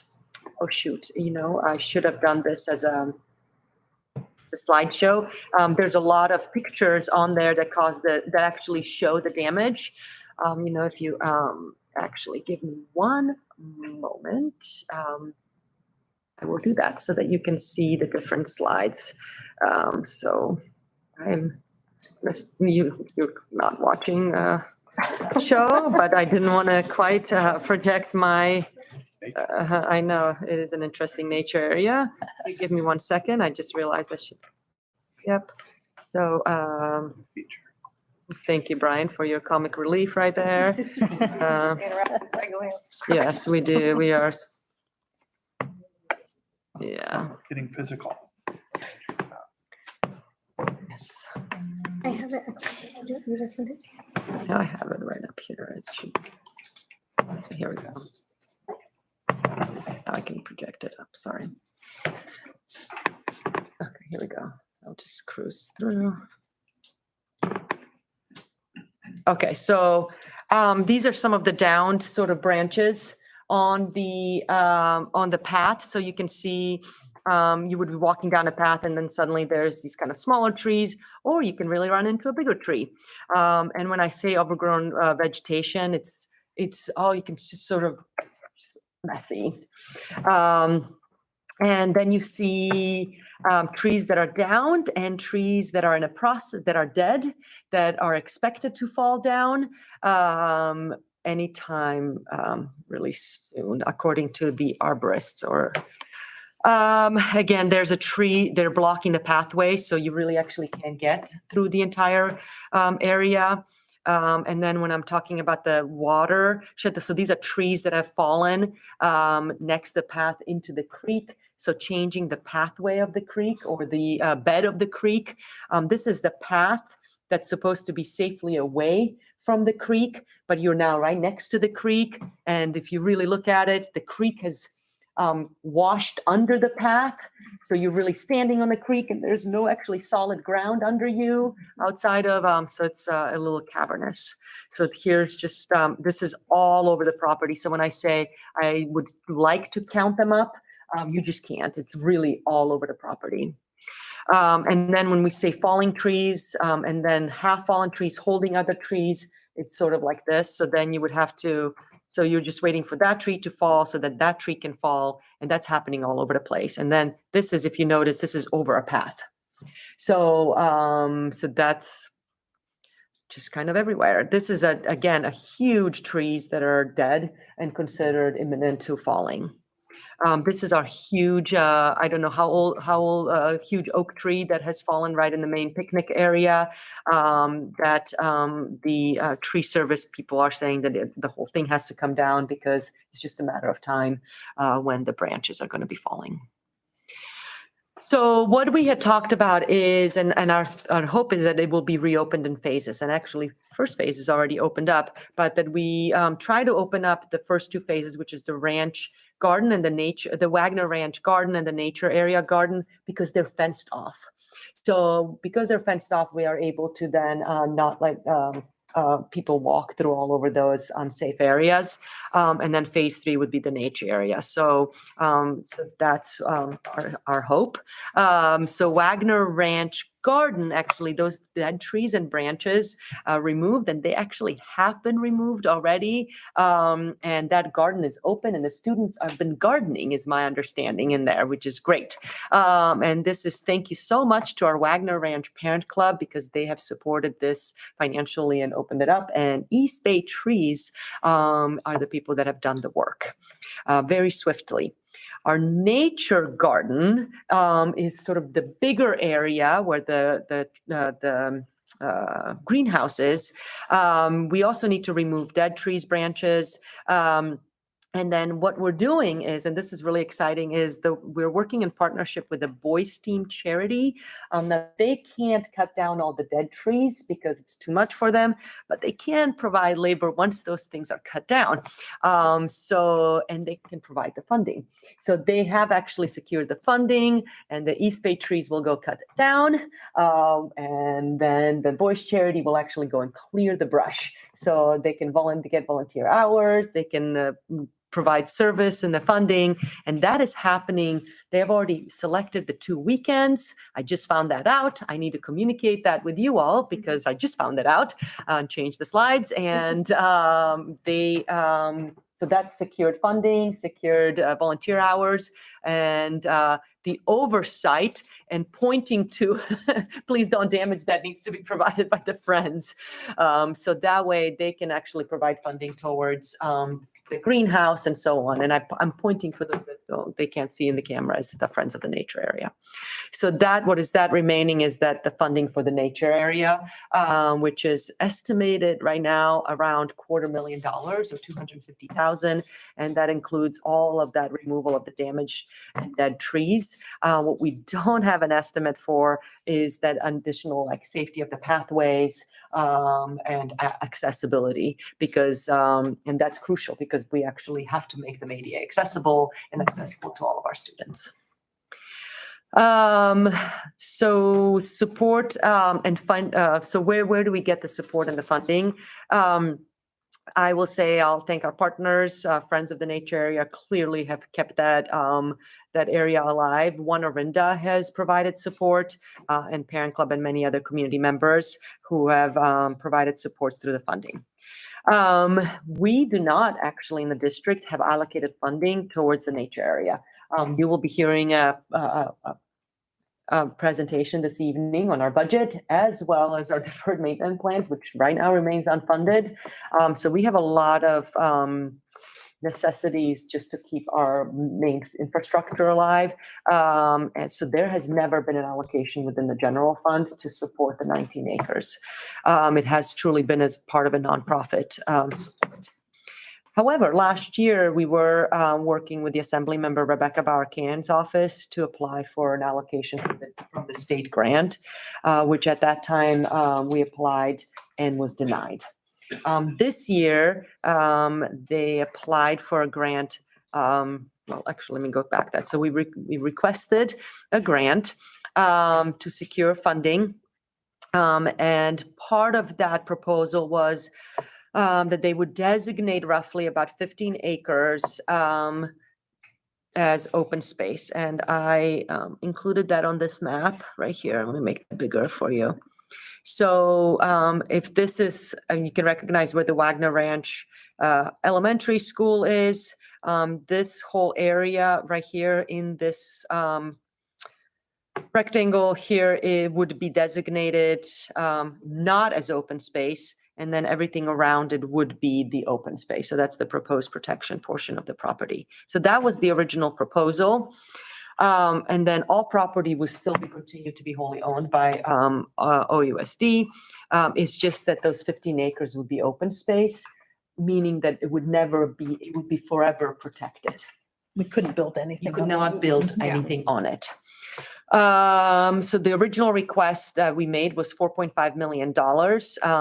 This year, they secured 1.5 million, which we're very grateful for.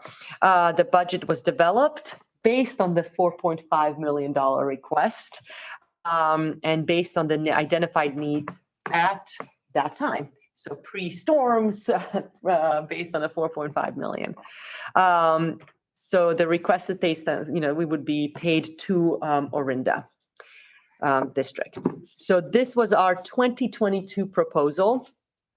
So I can kind of give the board an update of what we had requested at the time.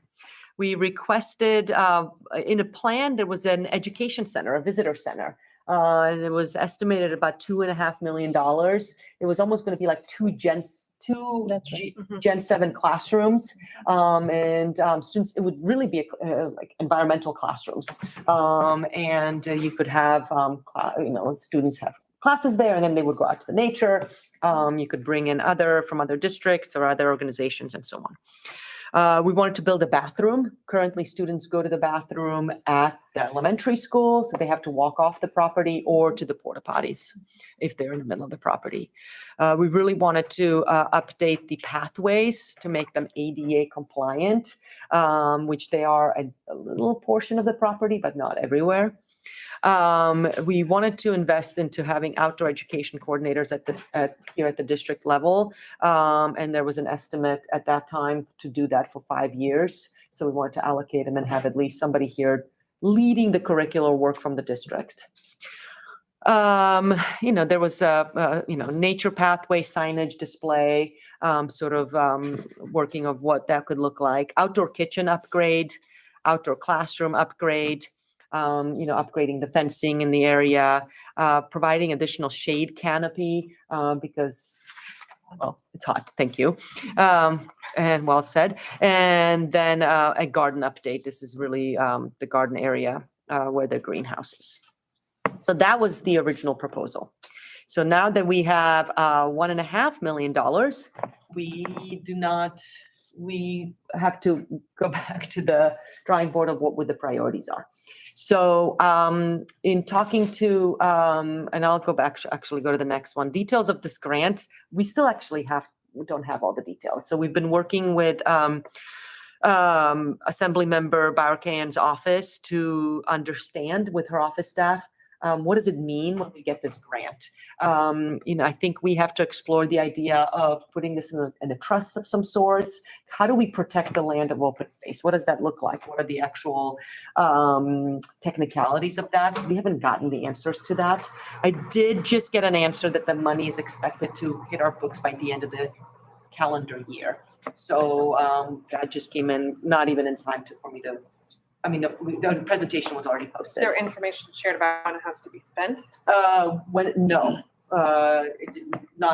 timeline on when it has to be spent. Is there an opportunity to update our budget for that money? Yes, we can absolutely update the budget. And it has to be spent on these items, on preservation, right? But not all of these items, clearly. So we would need to discuss what does that look like in the budget. And it would be the money would literally directly come to the district accounting, while in the past it was possibly going through a third party. So into a separate fund. Oh, yeah, separate funding, yes. It would not going into general fund, no, restricted fund. Restricted, Nature yes, area nature fund. area Correct. Yes. So, but we do have actually quite a bit more detail as to which they're saying once the money's appropriated, we will come to you with details, which is a little different than what we're used to, but it's just kind of how it is. And do we know if we can use that money to remediate the downed trees and things, or I think so, because otherwise we wouldn't be able to reopen it, right? So I think that's the question also to the board is when we look at that budget, clearly this was done pre-storm damage. So this is the, kind of the idea and the question we didn't have storm damage. Now, Right. granted, pathways and ADA compliant pathways is on there. right? So yes, but we don't have downed trees, safety like that. But if we Not all the don't, trees are over the pathways, so right, if Right. we don't take care of the storm, we actually can't do the rest of the work because we can't even access the future area. So that's really kind of actually the question that I have for the board is, first, what do you value as priorities? What do you think about allocating some of that funding towards the storm damage? And then the staff can go back to kind of the drawing board with regards to budgeting, and we can come back to you as an action item. I have a question about the open space designation and are there Yes. costs associated with just that part? Like what do you need to do to get that designated? And is that the money we're receiving from the grant allocated with the understanding that it becomes open space? So is that part of the grant? That it Okay. has to be, yes, and that's a good question. So there must be costs associated with that. And then when it comes to the budgeting, then I assume if part, or carving out that part, it's not going to be designated open space.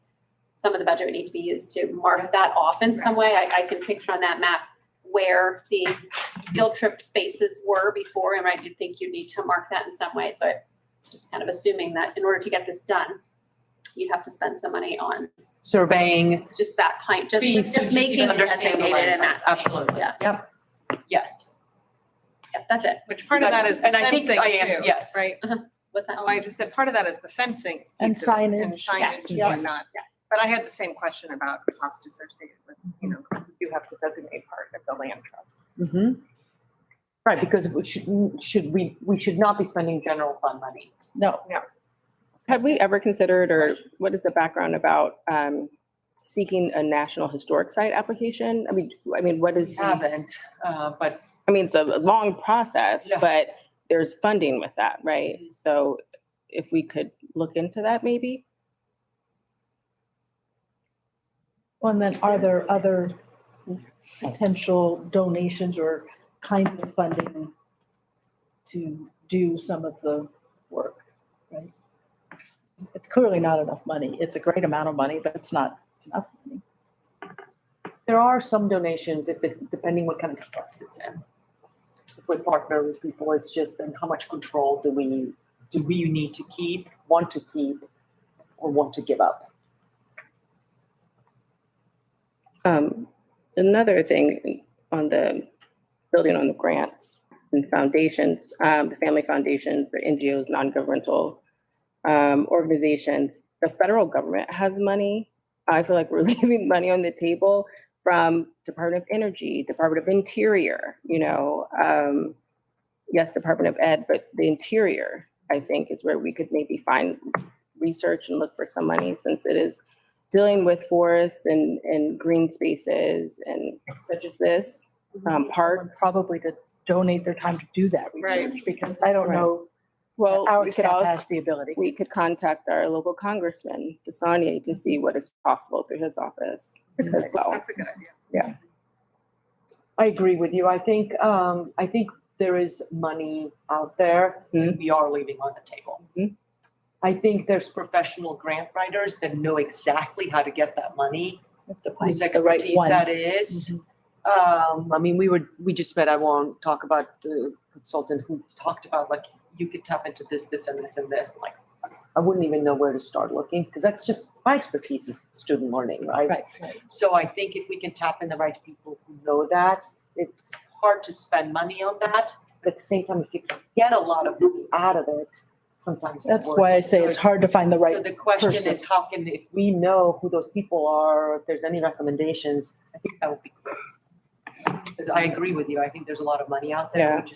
We're just not experts. I would start off with Congressman Desania's office to see what, if anything, his office is able to provide in resources, support. It's a good idea. Yeah, I think it's a great idea. I just think for now, we have to figure out this. Right. piece, right? Yeah. Right. Which is part of why I asked the question of, is there a timeline of when we have to spend the money? Have Because not that- heard of a That timeline. relates to, No. But we do have an prioritizing area and- that's closed. No, I know. Yeah. We do have some public comment on this as well. I did have a question because, Erica, I have you speaking on behalf of the Friends, but then there's several other friends here that submitted cards as well. Are you, just you?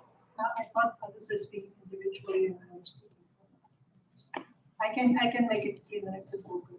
We just need, Well, Mike, I guess my question is, are you speaking on behalf of the Friends as a whole, or are Kathy and Steve and Vivian also speaking tonight? Vivian had to, she's a student. Oh, okay. But I just thought that as speaking for the Friends, for the board, I was able to speak for 5 minutes, not that I can do. I'm okay with letting Erica speak. No, and everybody wanted to do their individual things. I would rather everybody do their talk as well. okay, Okay, that's fine. All right, well, we'll start with you, Erica, then. 3 or 5. I think three. Should we use the Okay. slow version of the clock then? Thank you, I'm Erica Baines, the president of the Friends. First of all, I'm so thankful to OUSD, especially Aida, the Superintendent Stuart Watson, and the current Board of Trustees for putting the nature area on the agenda and having such enthusiasm about future plans. Since the first conversation we had with Aida about extreme hazards during March of 2023, the superintendent has had tough decisions to make. We all agree and support her. The fact remains that the nature area has hazards and that must be mitigated. We need to keep the visitors, students, and all volunteers safe and out until these are mitigated. We are pleased with OUSD's cautious steps in assessing and addressing the current hazards and with the phased plans for the safe reopening. Her willingness to do her due diligence, even taking the time to update parents, as well as going out of her way to talk to groups to secure funding for both steps in phase 1 has been amazing, and thank you, we cannot thank you enough. We hope that with this preservation grant, you will do, and we will be here with you to do whatever it takes to make sure the other funds are secured so that we can also open the remaining areas of the nature area. The Friends have started fundraising in anticipation of the cost to restore the severely damaged greenhouse and other projects in the garden area. Friends are willing to do all the restoration work on the agenda areas, such as restoring the red-legged frogs, removing the invasive bulldogs keep the owls safe, restoring habitats so that reptiles and other natives can return, removing all the invasives and any other future plans needed to make this area safe so the public can return. During this process, we also have to reflect on the current destruction and be reminded of various limitations after such devastations. There is no way to restore the gaps in the canopies in the wooded areas due to the collapsed trees. After all these trees have taken hundreds of years to grow, and which size canopy, the size of an area larger than what 100 new trees would take 10 years after replanting to shape. Besides the restoration, the Friends believe once the reopening, restoration, and other work is complete, we need to waste no time in using these lessons learned and work together with OUSD's support and come up with a future preventative measure in the hope that we will never have to go through the closure of this nature area again. The reason century-old oak splintered, uprooted, and its branches hanged on and splintered the branches of other healthy neighboring trees wasn't only because, can I just finish? Because these trees were dealt with diseases in old age and dehydration due to droughts. It's also, there was intensity of the 2023 storms, but preventative measures might have stopped some of those damages. So I hope in the future we can work together and get those preventative measures included in our budget so that we never have to be here again. Thank you. Thank you.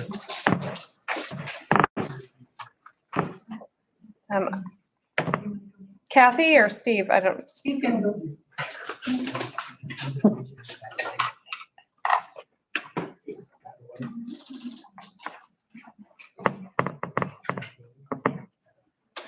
All right, Steve?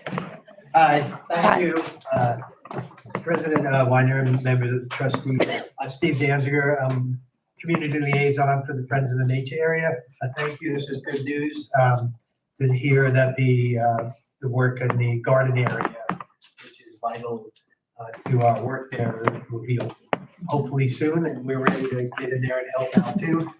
We have begun fundraising ourselves as well. We sent out a letter to the community members of people who have donated in the past. We're trying to fundraise, so it's friendsofnaturearea.org if anyone out there who wants to help us out. We'll be trying to get more PR on this project in our local newspapers, and it was good to hear some of the suggestions here, and I'm going to reach out. I happen to know some of the elected officials here, so I'll reach out as well. I hadn't really gotten there yet, but thank you very much, and we look forward to working with you. Thank you. Kathy?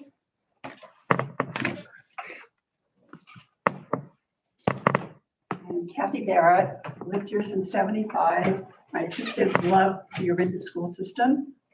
And I wanted to give you a little retrospective back because we got a little grant in 2021. It was small, from the North American Association of Environmental Educators.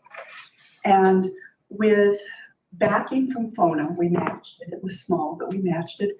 And my husband, Reg Barrett, who's a retired wildlife professor at Cal, led the project and loaned all of his research equipment and 5 camera traps. We recruited 12 high school students from four high schools in the area. And those young people spent Saturday mornings, one Saturday a month, tromping the 5 habitats of the nature, checking the cameras, monitoring, taking out the chips, learning all the steps that wildlife biologists use to track wildlife, amphibians using cover boards, birds using owl pellets on the ground, and bird poops and birds in the sky. And I only have one copy of this left. It's a display one, but I want to leave it with you. I know I didn't have one. This documents the work of these students. And that card I passed around, we have a whole box for the schools. There's sets for each school. And on the back are the 22 species. And there are many more than that in the nature area, but these were captured on camera, or tracks, or scats. And the kids kept track of all of them. And they wrote reports. Each one had to have a hypothesis that they figured out and gathered information. And I'll pass this around. You can see their graphs, and they're all in there, their pictures. And some of them have graduated, some of them are still in our school system. So this was a small grant that we wrote, but your idea of reaching out to other funding sources, I think is really, really important, because there is this priority for the 30% nature around the world. And this area is very unique in its history. It's got so much history at that site, as well as all of the ecology progressing as the storms hit. But anyway, thank you for having us here tonight. We really appreciate working with you. Thank you so much. We have one more, Josephine. Josephine had to leave. She had to leave as well. Said that I could speak for her. Is it possible? Yeah, that's fine. Both Josephine and Vivian thought that I could quickly tell this to the board. As a parent, Representative Josephine, as well as our nature aide that had to leave, and Vivian as our student board member, they can't wait for the nature area to open. And they want to thank Aida and this board of trustees. And Josephine wanted to beg everybody on behalf of all the parents, and she had a long list of them, to please never neglect this nature area again. For it had driven her own daughter, who had gone through the USD classes, all 5 of them, and became a nature aide. She loved it so much that it drives her crazy that the daughter and the children and all the friends speak about this nature area and said, oh my God, so that was kind of their message, but they kind of wanted to thank you, because when they learned, after I told them that there may be a potential grant discussion today, and yeah, there may be ability for us to open, and yes, we will go there, restore, and do whatever is necessary. We'll figure out how to, redo the trails and everything. There was nothing but excitement. All groups and volunteers are ready to come back and help out. So please open up and we will do the rest of the work. Great. Thank you. Thank you. Great. This was on for discussion. I don't know if any board members had any other comments. I would just like to thank Assemblymember Rebecca Bauer-Cahan for what she did in providing the grant. I think maybe, thank you for bringing that up. I think maybe when we do an official budget and how we're going to spend it, we should probably We should invite do her. an invite. Yeah, we should an invite her to our official- meeting Yes. and officially thank her. Sounds good. Okay, great. Okay, we take a Yes, 5-minute break? yes, thank you. Thank you. Okay, well, thank you. We are going to move into our next discussion item C, OPEB guidelines and investment report. Thank you. So this is quarterly report as of June 30th. Oh, hold on. Sorry, 1 second. Hi, Carlos. Give us a second. We're just starting this presentation, so I'm going to turn you towards the board and then you just can hear. Thanks for now. Okay, very Okay, good. thanks. Thank you. Do you want to present the? Oh, I'm supposed to do that too. Oh, yeah. Sorry, how to do this? Yeah, I'm trying, sorry. So while we figure. Yeah, please. out. Yeah, thank you. So the quarterly report for June 30th, in 22-23 district contributed 20,000 total. And the current trust balance is 1.5 million. And so since 2015, we increased the funding by 500,000. And we have Carlos from DFA. He has been waiting since 6 o'clock. So thank you, Carlos. And My goodness, thank you for your patience. No problem. No problem. Thank you guys. Okay, Carlos. So let's see, Carlos, I'm going to do my best here to do this. We haven't done this yet in here. Okay, so I think this is actually the best. All right, Carlos, which last one, this one? yes, actuarial. Yes, that is correct, And yes. can you hear? Can you turn? How do we, Kevin, how do I make it go through there? The audio. The audio.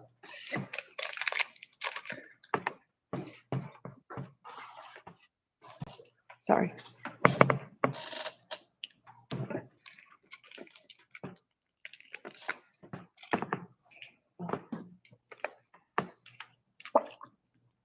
Carlos, can you say something?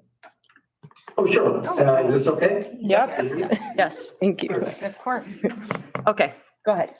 All right, you ready for me? Yes. Okay, great.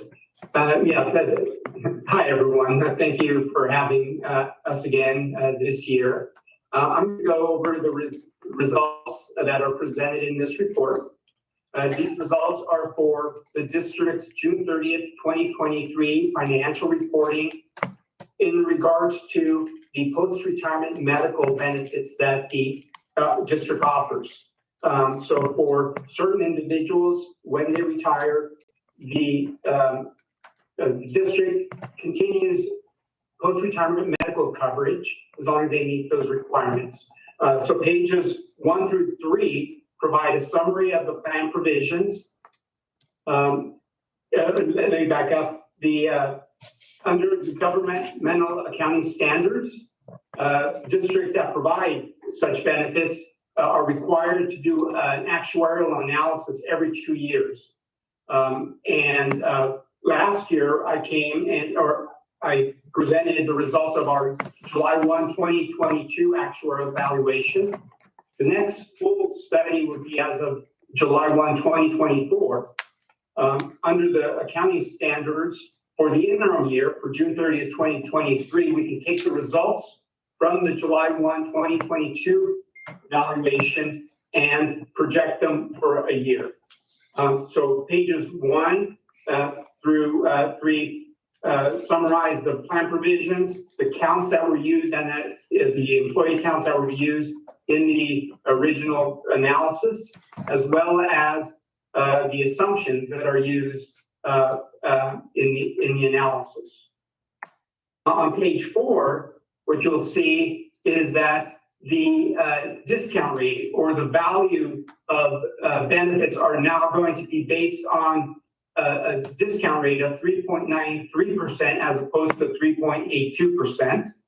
Other than that, everything else, except for the trust assets that will show, are the same. So we're taking the results, we're projecting them forward for a year, we're adjusting them for the new discount rate, and we're applying or we're recognizing the updated trust statement. So on page 5, we present the results. So what you'll see here in the middle, in that middle table there, the liability increased from $20.8 million to $21.6 million. And again, that's just a standard projection of the liabilities. The liabilities are expected to increase by service costs and interest costs, but we adjusted for that change in the discount rate, and that's why there's a reduction of $304,000 there. And then we're reducing by benefits that were paid out, 524 were used to release liabilities. So the liability increased from one year to the next, from 20.8 million to 21.6 million. On the asset side, the fiduciary net position is just another accounting term for plan assets. The district does have assets to pre-fund those benefits.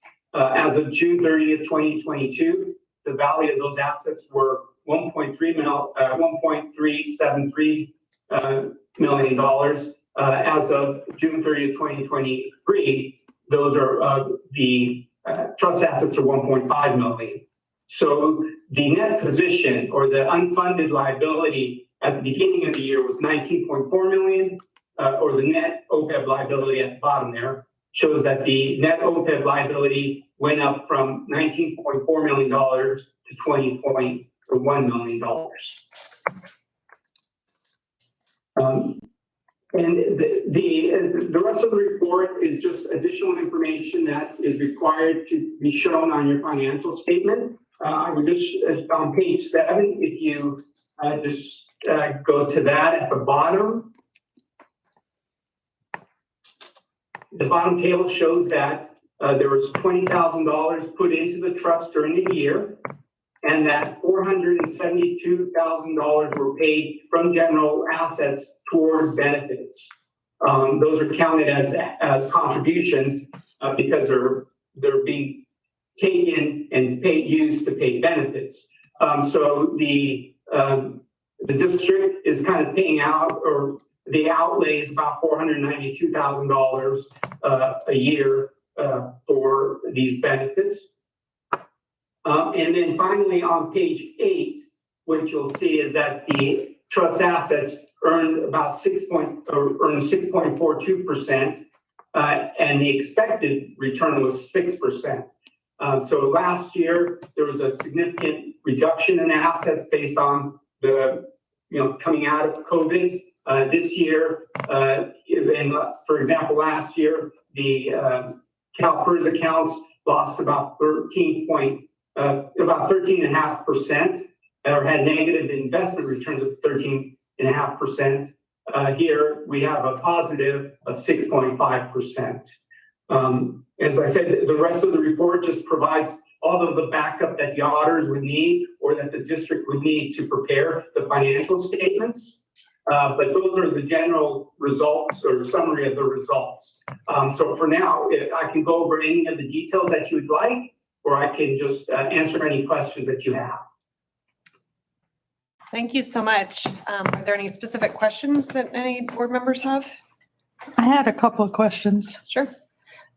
On I think it's the first page, lists the minimum age and the required years of service.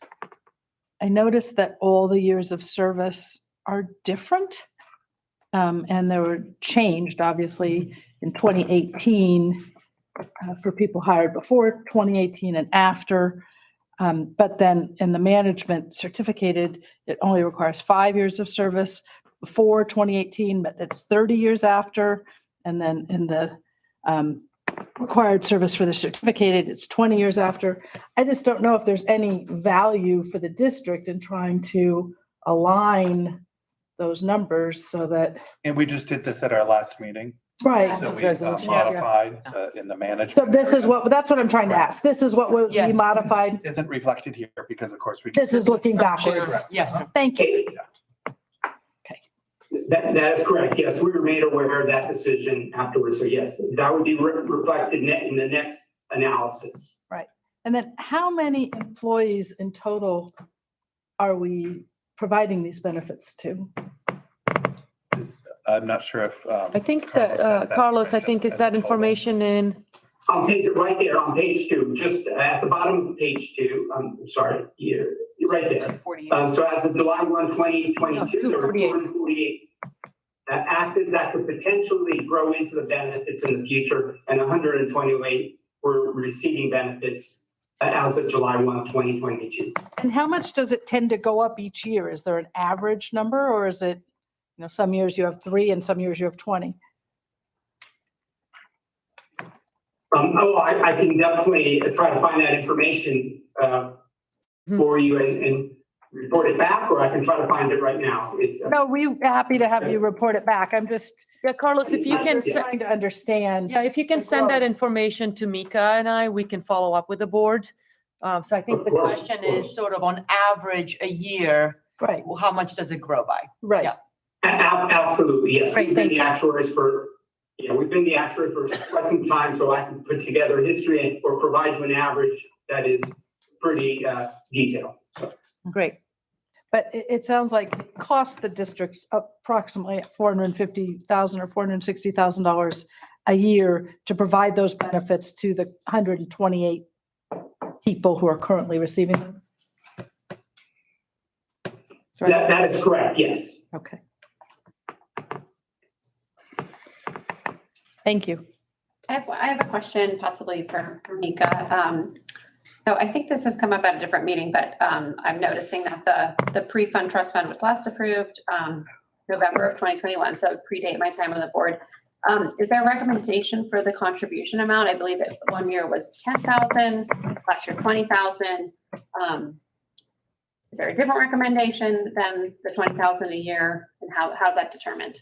Well, last year was 20,000. The year before, 21, 22 was 20,000. Okay. 2021, 3 years ago was 10,000. So if we can keep the 20,000, that will help with earning the investment earning. Okay, since it seems to have changed over time, I just wanted to see, I assume that will have to change over, go up over time as well. We may need to review our funding guidelines. Because I'm looking at that document still says 10,000. Right. Right, so we have been bringing it to the board is, do we want to double the contribution? Mhm. And that's what we have. Mhm. Yes. Right, but the last time Meaning these it's funding 10 and then guidelines it was- were yeah. revised was in 2021. Right. I think, gosh, if my memory, we need to go back to the notes, is I feel like there was a commitment during one of the budget conversations for us to have like a mini task force to examine I want to What say the it was during one of the budgets. appropriate what the contribution would be. appropriate That's what I'm contribution would be, remembering. that work would be done this year. Great. Yeah. I'm looking because it was a commitment between OEA, the board and us, I think. Okay. Yeah. Yeah, great. Okay. There's no public comment on this item and it was just on for discussion. So thank you so much for being here and for presenting that. Thank you for waiting. Thank you. I hope And you. for waiting, yes. You're welcome. No, thank you so much. Thank you for the opportunity. Thank you. Appreciate the work. Bye. Bye. Thank you. Okay, discussion item D, master facilities and deferred maintenance update, Mr. Johnson. Yay. The district is committed to presenting an update to the 5-year OUSD deferred maintenance plan to the Board of Trustees twice a year. During this meeting, we will present an update to the 2023/2024 plan. The plan includes repairs of buildings and facility projects, progress, estimated budget, and funding sources. So the deferred maintenance plan, the plan was designed to address the school's district's ability to plan for major repair and replacement of existing school building components to ensure safe buildings. The staff is presenting a plan to ensure responsible facilities and allocation of fiscal resources.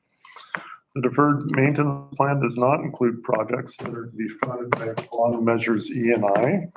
However, the two plans complement each other. The plan will be adjusted as projects are identified that would overlap a scope that is covered in E&I projects.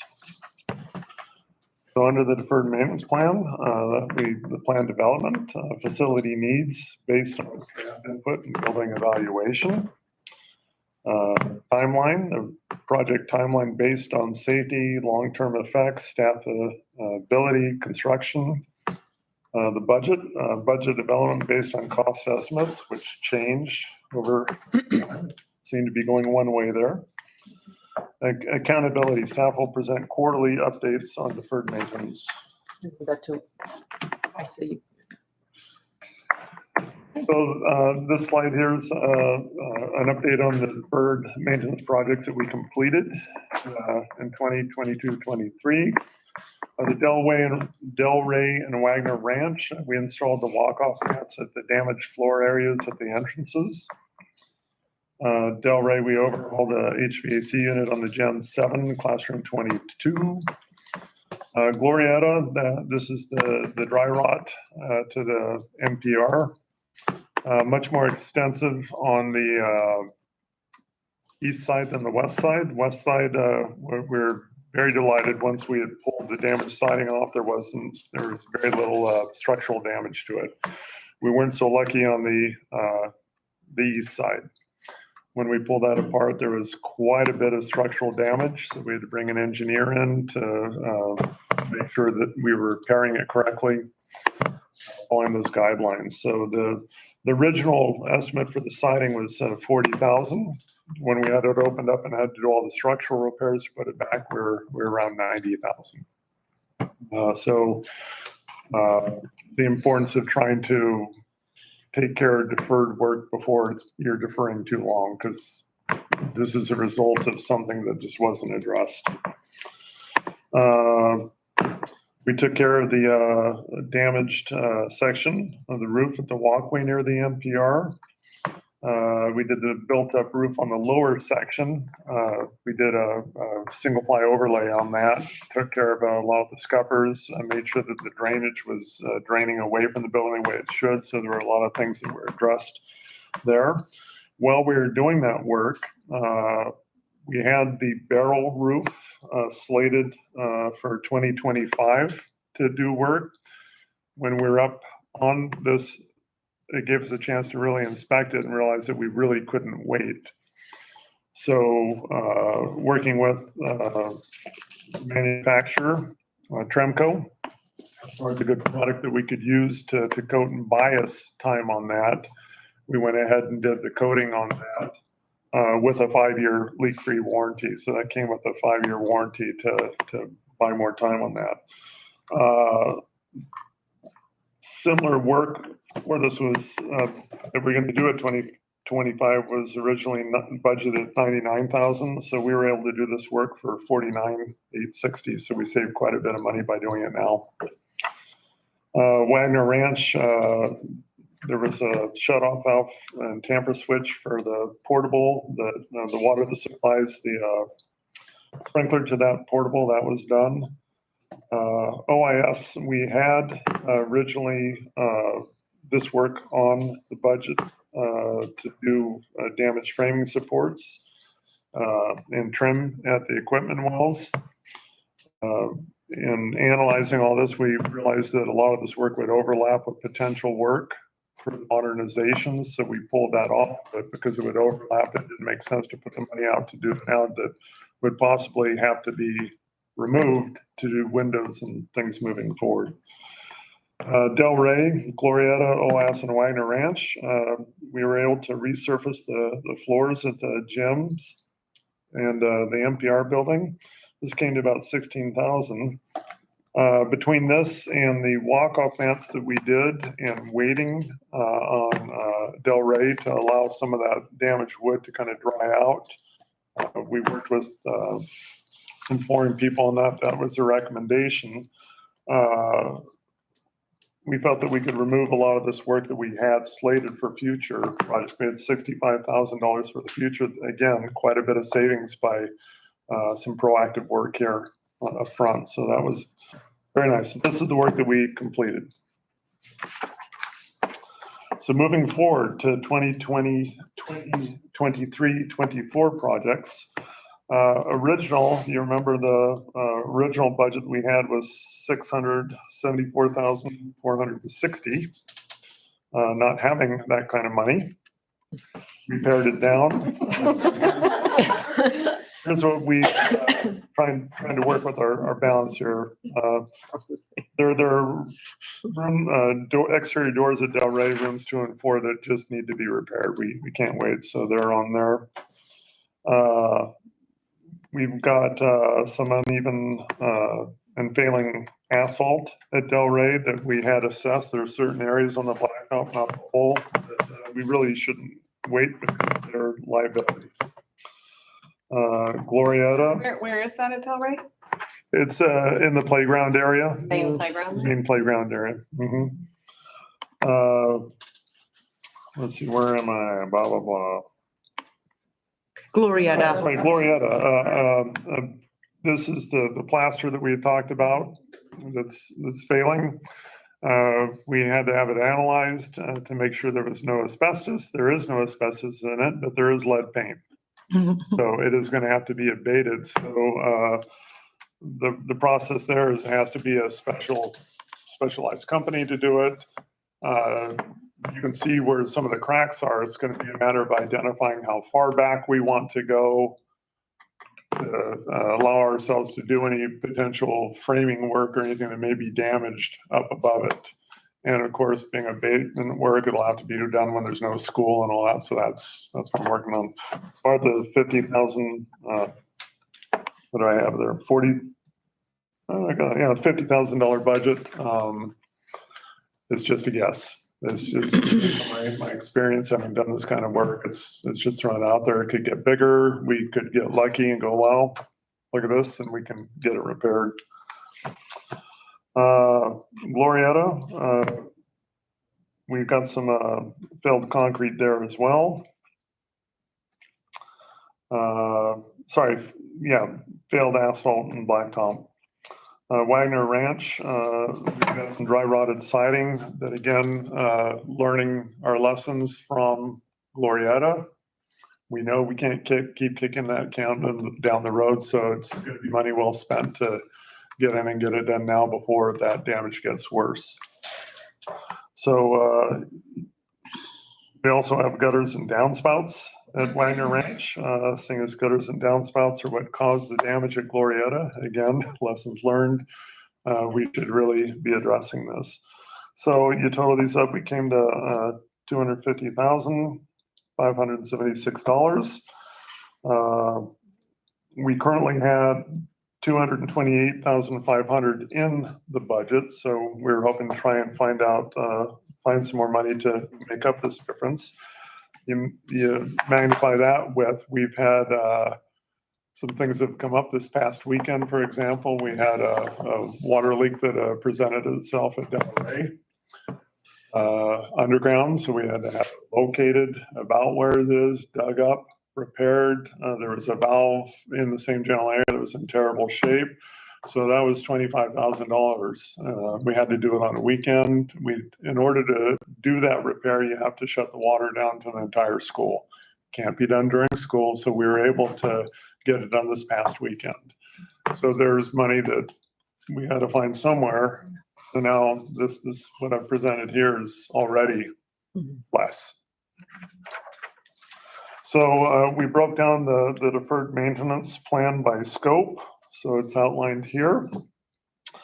250,000 this year, 1.6, almost 1.3, almost 1.4, totaling 4.5 million looking forward. We have it broken off to the the types of repair we have. Any questions on that? Okay. So is your thought that you're gonna rotate the asphalt? Because I assume all the schools are gonna need asphalt repair.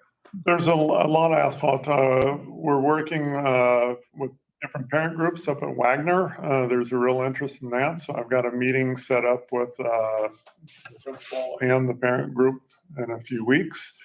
Tomorrow, the kindergarten yard at Del Rey. We've been working with the principal Maple there and the parent groups as well. The biggest issue there is there's drainage issues. It doesn't make sense to get in and do asphalt work. So tomorrow at 7:00, I'll be meeting a civil engineer there to go over what the issues are, try and create a logical step-by-step. This would have to happen before we do this. Looking at the playground as well, and then trying to come up with a rough order of magnitude cost. But I think to your point, I mean, if we look at sort of the asphalt and blacktops. Yeah. And walk around our schools, I mean, we're almost mowing some of our blacktops because there's so many weeds growing. I mean, we're actually weed whacking them. There isn't one school that doesn't have extensive, there is, to Stuart's point, some significant parent interest, especially at elementaries, because they have those, some reserves. Like to spend towards facilities. So we are working with them to see what That would be look like great. and where we can partner on some of this work. Right, because And how that are is we gonna that's get a to natural 1.6? place to partner because it is playgrounds, Mhm. it's safe playgrounds, it's beautifying the playgrounds. So Good. it'll be a good place to partner, hopefully. Yeah. So the next slide Yes. just shows it broken up by site. Ideally, it would be nice to kind of spread it out evenly as we could across, but the truth is that the needs are not equal. Throughout the site. So this is what it looks like.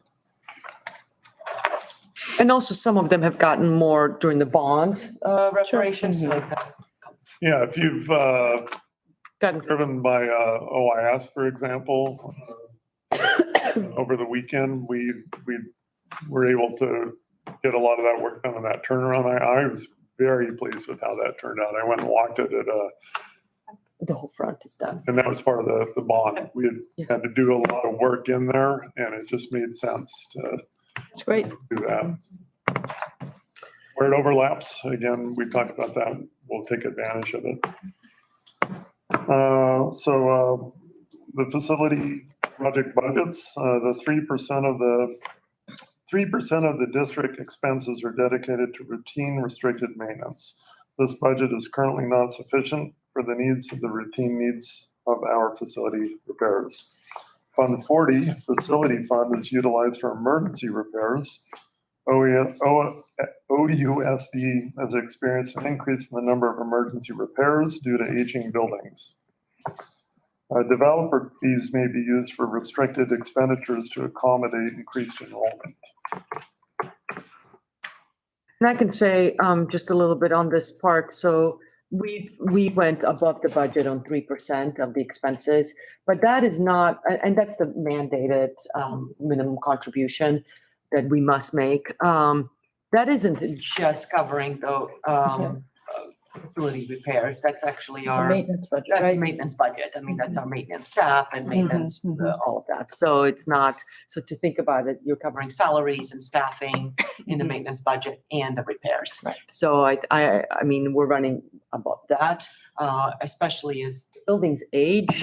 Yeah. It's a domino effect in all of those budgets. So, I mean, the developer fees is the only ones that you can use for expansion. You really can't use it for anything to repair. So I think I mentioned to Stuart already mentioned it. He's an expert with regards to identifying the needs. Great. I don't mean it in a funny way. I mean it in like a really complimentary, Helpful. expertise way, because if we, but I think where our struggle is, and it's clear, is we're unfunded. This is an unfunded identified need. And it's like, this is our slide every it's single growing. time. And it's growing. I mean, the Yes. longer it's unfunded, the bigger the need. And looking back, Emergencies, you have more, right. right, and looking back to that, the more we're over the 3% and the more we're cutting into the Fund 40, which is We won't have Fund 40 anymore. there's no refilling of the Fund 40. Right. So yes, we're examining partnership. We mentioned, to Edna's point, earlier presentation of the grants, when we were meeting with a contractor situation, they had mentioned a possibility of examining facility grants and them providing support, because there is money out there that's available. You have to know how to write professional grants. And how to get. And how to get those. You have to spend money to get that money. So we are exploring those options. So meaning any way to get additional funding. Not all of those are available for deferred maintenance, though. No. Some of them are new construction, some of them are very specific, but some of them are out there. So we're examining that. I met with the Capital Advisors Group that is literally meeting around with superintendents around what are your needs for facilities? How can we possibly get it? And they're scheduling a new meeting. I don't know if that's actually in the books. They're trying to with Mika and Stuart and I also. Okay, what can the state provide you with support on facilities? Hopeful. So there are hopeful needs kind of in the long term. In the short term, I think as we develop the budget at the first interim, and this is maybe what the feedback is from the board, is we allocated the funding from one-time money towards deferred maintenance. It would be really looking and examining our budget of should we have a standing item or standing budget line, a contribution towards deferred maintenance, because it's only going to get worse if we don't address it. So I think that should be a future agenda item Yeah. for us, I know, towards the budget, I mean, during the Yeah, towards the budgeting budget time. piece, Yeah, yes. that's, yeah, Yeah. absolutely. I agree. Thank you for putting all this together. Yeah, thank you. Yeah. Thanks for saving some money on some things so we can. We got quite a bit done. Yeah, I see that. A little amount of money. I'm pretty proud of the money. I liked the 2022-23 slide. Yeah. Anything further from the board? There's no public comment on this item, so. We still have a lot left on our Yes, we do. agenda tonight, so do we it. have an hour and a half until our I think we can. forced cutoff, so I'm hoping we can just move right along Let's do here. Okay, action item A, resolution number 24-11, National Hispanic Heritage Month. Yeah, so we're bringing this resolution, staff's bringing a resolution recognizing, honoring National Hispanic Latina Heritage Month. I want to make sure that we actually, first of all, it's important recognition from September 15th to October 15th, so it's coming up. And the board has the recommended resolution in front of you, and we're hoping that you would read it in recognition. I just wanted to point out the labeling of the month. While it is a National Hispanic Heritage Month, we add the term of Latina to it because it is inclusive of the entire Latin America, the non-Spanish speaking regions, and indigenous people as well. So, and the term Latina has slowly replacing. It includes all the genders as well. So it's Latinx or Latina. So that's why we wanted to make sure and point out those labels and why that was included. Thank you. Well, I will start. Whereas Orinda Union School District is honored to join members of our community and citizens throughout the U.S. in recognizing September 15, 2023 as the start of the National Hispanic Latina Heritage Month. And Whereas Hispanic Heritage Week began in 1968 under President Lyndon Johnson and was expanded by President Ronald Reagan and enacted into law in 1988 to cover a 30-day period starting on September 15th, the day which represents the anniversary of independence for 5 Latin American countries. And whereas during the 2023 National Hispanic Latina Heritage Month, we honor the significant contributions made and the important presence of Hispanic Latina to the United States and Orinda Union School District, and celebrate the rich heritage and culture. And Whereas the Federal Census Bureau estimates that the Hispanic Latino population in the United States is the largest ethnic minority with over 60 million people, or 18.5% of the American population, and over 15 million people, or 39.4% of the population in the state of California.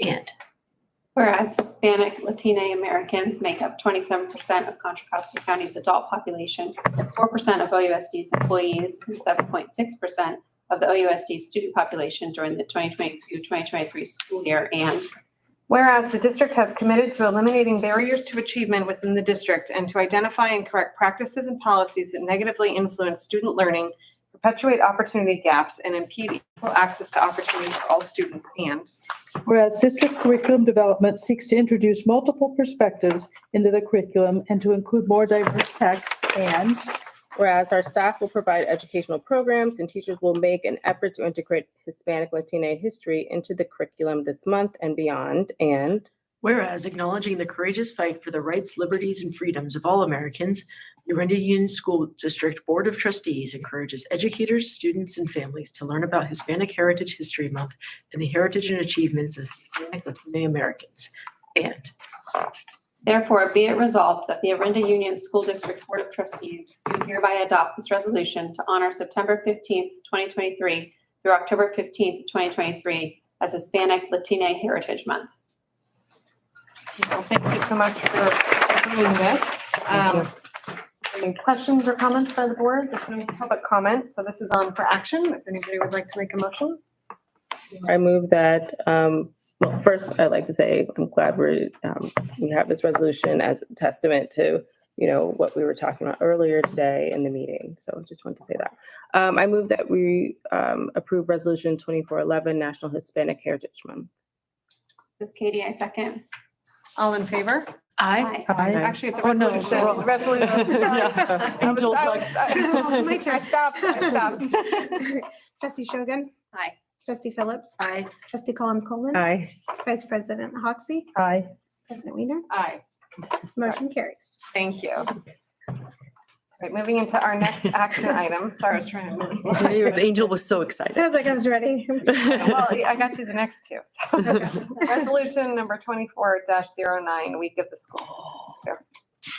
So I'll quickly kick it off. This is another celebratory resolution and the week of the school administrator, October 8th through 14th, and then I'll give it back to you. Okay, great. I believe we're going to read this one as well.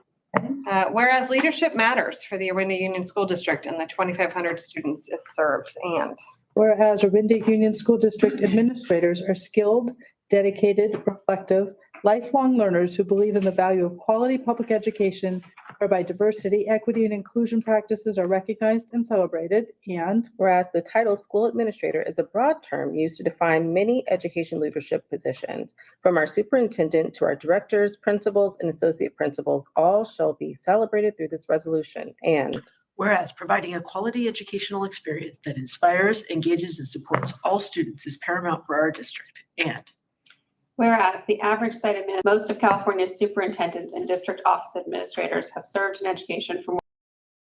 Such experience is critical in their work to effectively and efficiently lead our schools and improve student learning. And whereas public schools operate with lean management systems across the nation, public schools employ fewer managers and supervisors than most public and private sector industries. And whereas educational research shows great school districts are led by great superintendents and directors, and great schools are led by great principals and site administrators.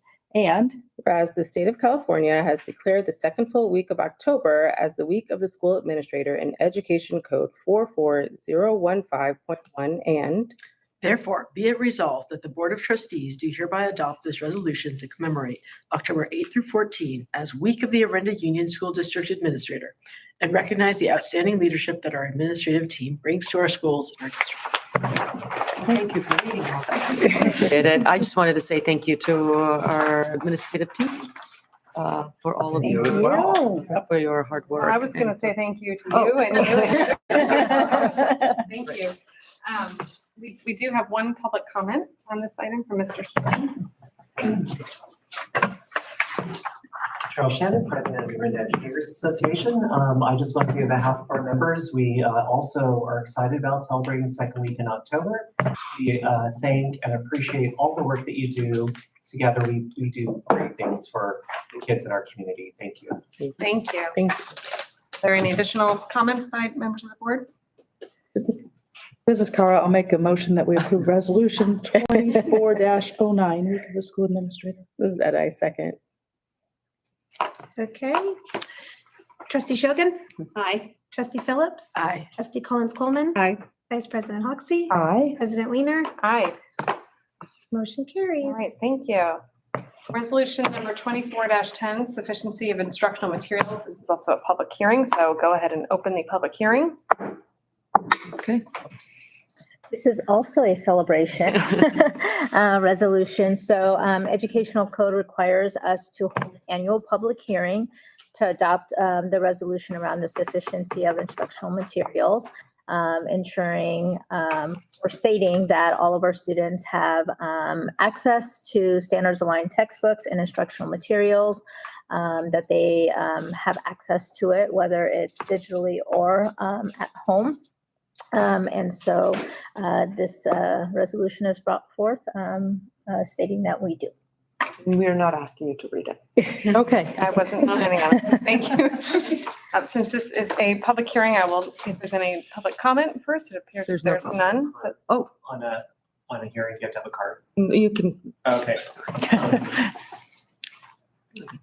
I just want to give acknowledgement. Our office managers, together with our principals and GTS Not, have worked really, really hard. And we're extremely responsive to our needs to make sure that every student at Orinda has the materials they need for learning. So I just want to say thank you, DT, because I know you led that whole thing. Thank you, Charles. thank you. We'll go ahead and close the public hearing. Are there any questions or comments by members of the board? All right, this resolution is on for action. Is there a motion? This is Eve. I move that we adopt resolution 2410, sufficiency of textbooks or instructional materials for 2023-2024. This is Ed, I second.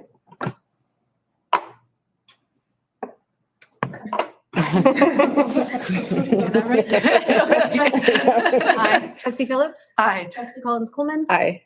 vice president Hoxie, Aye. president Weiner, Aye. motion carries. All right, thank you.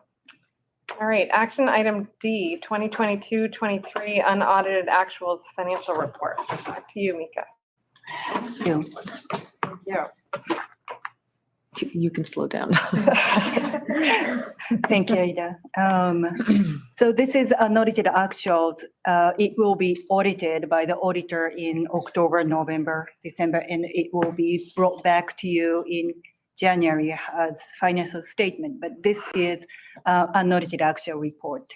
So the first slide shows where we are. The purple ones are the 22-23 information, and the gray area is today. So this is the graphical representation of the total revenue in general fund. The blue one is the general purpose revenue.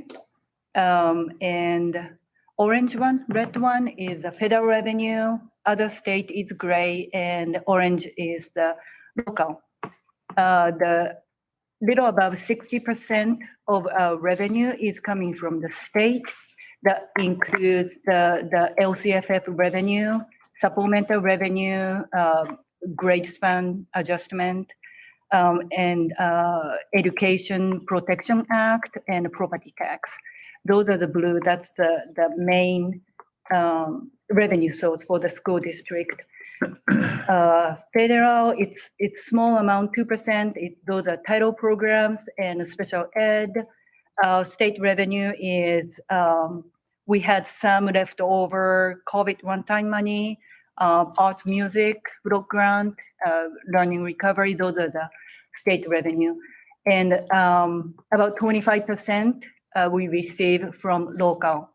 10% is a parcel tax, and 10% comes from the parent donations, combination of different donations. And about 4% comes from like interest, use permit revenue, and like solar, IRS rebate. So next slide shows the combined number. And you can see revenue went up in state and local. So we can look at it separately. This is comparing to estimated actuals that was created in May when we were creating the budget for 23-24. So next slide shows unrestricted, and then after that, we will look at restricted kind of separately. So the general purpose revenue didn't change that much. State revenue increased. This is unrestricted side. So this is due to the lottery rate went up. So the estimated amount for the whole year went up. The local revenue, interest came higher than we anticipated. And E-rate, we didn't think we would receive it this year because of the change from Comcast to AT&T, and we had to work out some stuff. So we didn't budget for it, but we actually received it before we closed the book. So it increased, and also some receivable that was booked for the local money. So that was the increase. And the next one shows the restricted revenue. Again, the state that's because of the lottery rate increase. And also art, music, instructional material, discretionary block grant. It was, we budgeted for 50% cut, but actually it was about 5.5% cut. So that increased, and it's not real cash, but receivable was booked. Same for the learning recovery block grant. The receivable was booked. And local revenue, we usually don't budget for it until we receive. So after May, we received a little more. Part of it is SELPA AB 602 revenue that we received from the county SELPA. That was, the rate was higher than, revenue was higher than it was anticipated. And also looking at past years, the special ed extraordinary cost that we haven't received it yet, but it was not, the receivable was not set up in the past years. So this year we set it up, so it increased. It's not cash again, it's the receivable. But that's how it was increased. Mika, can I just ask the number for the contribution? Because it's the same number here when contribution went down. I'm sorry, I'm trying to. Well, down and unrestricted, up and restricted. Yes. That is just a shift, right? Just moved. It just moved. It's the same number, right? Yes, it's the same number because contribution is coming from unrestricted to restricted. Got it. Okay, just wanted to clarify that. And the difference, so contribution went down. Again, the SELPA revenue came in higher, and also the receivable setup that was not there was set up. So that on the book, the special ed revenue was increased so that it decreased contribution. Got it. And also, other things are playing in it. Expenditure came a little lower. So this one is expenditure. Again, it's not separated, it's combined. The blue and orange and gray area, that's the total of staffing, certificated, classified, and benefits. That's about 80% of our expenditure, which is a good percentage. Yellow one is the books and materials and supply. Dark blue is services, and then other outgo. The next one shows the combined numbers. Again, we're gonna look at it separately. So next slide, please. So this is looking at unrestricted only. That is excluding any federal grants, state one-time grants, any restricted categorical grants. Some salaries, as we were closing, we noticed some salaries were coded to benefits, and that needed to be corrected. So it was shifted to 1,000 and 2,000 codes. And also STIR's benefits and cash in lieu came in lower than we anticipated. So that created that 200,000 less expenditure. The supply budget, it was lower than we anticipated. That is mainly with the blanket orders we create, and we anticipate paying more. But then when we close the book, it was actually less than every, school in a department, everyone anticipated. So if you could next, that's the restricted. So restricted 38,000, it's lower in benefits. STIR's on behalf came lower.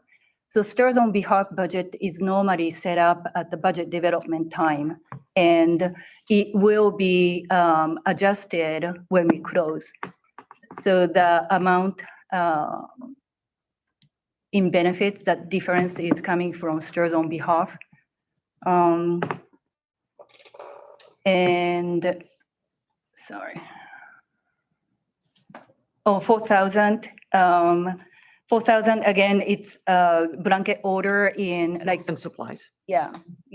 And 5,000, those are legal bills. Services. That came less than we anticipated, which we'll be paying this year. You're referring to the code numbers. She's, right? yeah, that's what I was. Okay, to make it clear, yes. When Yes. you're saying important, I just want to make it That's why I was clear. translating Yeah. it to service. Thank you. But to the just for words. the minutes, yeah, Yes. thanks. I was supposed to translate it. It's okay. It's all good. So that was revenue and expenditure, and overall revenue, changes because of many different reasons. Overall went up. If you could go to the next slide. And expenditure, there are many different reasons. It was lower than we anticipated back in May. So we thought we would have unassigned 700,000, but we ended up with 1.9 million. It is still, if you compare to 21-22 unaudited actuals, we are still spending about 2.3 million more in expenditure. This is just a comparison between estimated actual to. Meaning a deficit spending. Yes. So with this 1.9, if you recall, when we created the 23-24 budget, we had in 23-24, that was deficit spending about 600, and we thought we would only have like $5,000. But so now we have 1.9, so 600,000 deficit spending that we anticipate this year can be paid using this one. Right. So To be absorbed, yeah. So instead of having only 5,000, we will have a little more. That's good news. Yes. So this is the last slide. This is for other funds. If I can go quickly. So Fund 13 have over 500,000. Fund 13, I'm sorry, cafeteria fund.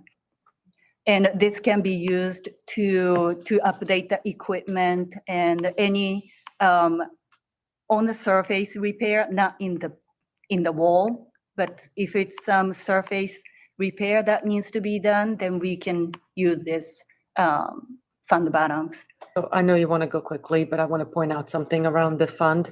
So last year, we did not pay, due to issues with Sodexo, we actually did not pay like month of August, certain bills because we were so unsatisfied. So dissatisfied, excuse me. So it is not a true representation of the profit, just because Right. of, I mean, it's It about was like a 100. 1 year. It's a little over 100,000. Also, it's just as a note, we did change the contract this year. It's a little bit more of an expensive contract, hopefully to give us a better service. So we're just not, we should not expect a $500,000 profit, which is, we're not trying to profit from the food service, right? Right. But with that said, we have a $500,000 profit from last year that we can use towards the repair. And our number one goal is fixing the kitchen at OIS. So that's what we want to do the improvements at, so that we can actually do better menus because of better infrastructure. So I just want to point that out. Thank you. Thank you. Fund 14, that's deferred maintenance fund that Stuart presented. At the end of the year, we had about 130,000. But then this has been already fully spent in August. Right after we closed the book, we paid more than 130,000. So this is kind of gone. In New Year, our plan is to transfer 100,000 from the one-time money from the general fund. So at this point, deferred maintenance will have 100,000 budget. Fund 21, this is Measure E and I, 61 million. Fund 25 is developer fee fund. This is the one that we can use for any facility use that is the increase in enrollment. Fund 40, this is being used for emergency stuff. 51 is just a debt service fund. It's healthy fund balance. We want to make sure we can pay the debt service. 63 shows 0 because this is enterprise fund and we cannot have any fund balance. We have to zero out. And 71 is the OPEB fund that we have. Right now, it shows 1.3, but it actually have 1.5. A question about Fund 63. Yeah, can you So explain that a little? designated as our BAST fund, so Yes, that's BAST does it have fund. a zero balance? Yes, well. Oh, I know for right now, but like ongoing. Ongoing, we have money, but when we close the book, we can't have any fund balance because it's enterprise fund. But eventually, when you, It's on the book.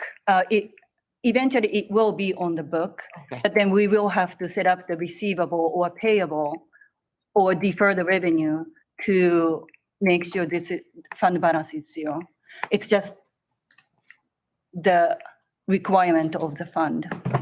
Because it's an enterprise fund, Right. like a separate business the school district is running. Yeah, oh, got it. okay. Okay. All right, are there any other questions from members of the board on this? Thank you for that very thorough, detailed presentation as always. The decrease in the books, is that because we are using more online services? I can't remember what slide number it was, but On page 10 there? yes, the books and supplies. The difference, is it because We end up spending less than we anticipated back in May. That is, sometimes it's because of the online material? Actually, just expensive because the Yeah, license. right. Yeah. Okay. It's more like a blanket order was set up, like everywhere, every school has a blanket orders. Right, that's right. That's what it is. Thank you. You're okay? Yeah. Okay. So I just want to make sure that it get answered. Yes. Okay. Thank you. Okay. So All right, this is on for action to accept it, yes. to accept it. Sorry, Yeah, is there a no, it's motion to okay, yeah, I just accept wanna make the sure. 2022-23 unaudited actual financial report? Sure, this is Kara. I make a motion that we accept the 2022-2023 unaudited actual financial report. A second? All in favor? Aye. All right, thank you. Thank you. And moving into action item E, resolution number 24-08, adopting the GAN limit. So this is annual thing. When we close a book, we need to make sure that this resolution is brought to the board, we do not have to set aside any dollar amount. We clear the requirement, so it's just a resolution that's waiting for your approval We do this. Every year. Yep. every year. All right, any questions, members of the board? This item is on for action. Is there a motion? Sure, this is Cara. I make a motion, we approve resolution 24-08, adopting the GAN limit. This is Eve, I second. Okay, trustee Shogun, Aye. trustee Phillips, Aye. trustee Collins Coleman, Aye. vice president Hoxie, Aye. president Weiner, Aye. the motion carries. Thank you. All right, our next two agenda items are products of our workshops that we had. The first is our Board of Trustees 2023, 2024 annual goals.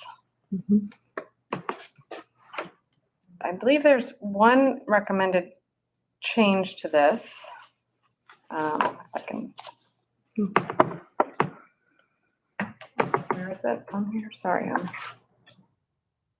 I don't know what you're referencing. Aren't we referencing the, no, dedicated staff? Yeah. Oh, sure.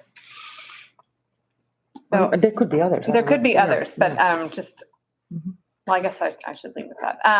So I mean, this was the product of our workshop that we had, spent a couple hours going through and identifying our goals for this year, working off of last year's goals and working together on all of this. And I don't know if there's any other modifications to this other than there was a proposed modification to, it's on page 2 under dedicated staff, the first goal there. I was gonna bring, yeah, go ahead. Did we have some recommended language for that, or? It was to, the goal is stated as continue district practices and structures to effectively recruit, hire, and retain highly qualified employees that reflect the changing student demographics. And there was some discussion around adding, either removing that last part of it or putting in some other qualifying language about to the extent possible or something else. I'll speak to it only because this came out of our own workshop. Right. And I think we were all on the same page when we were having our workshop a couple weeks ago about it. And just wanted to kind of caveat, similarly to how we were talking earlier about expanding applicant pools to be as diverse as they could potentially be, which would then result in highly qualified staff and also be a diverse staff. So I think that was the spirit of that suggestion, not implying that there would be hiring based on race. Just want to make that clear. That was not the intent of that goal.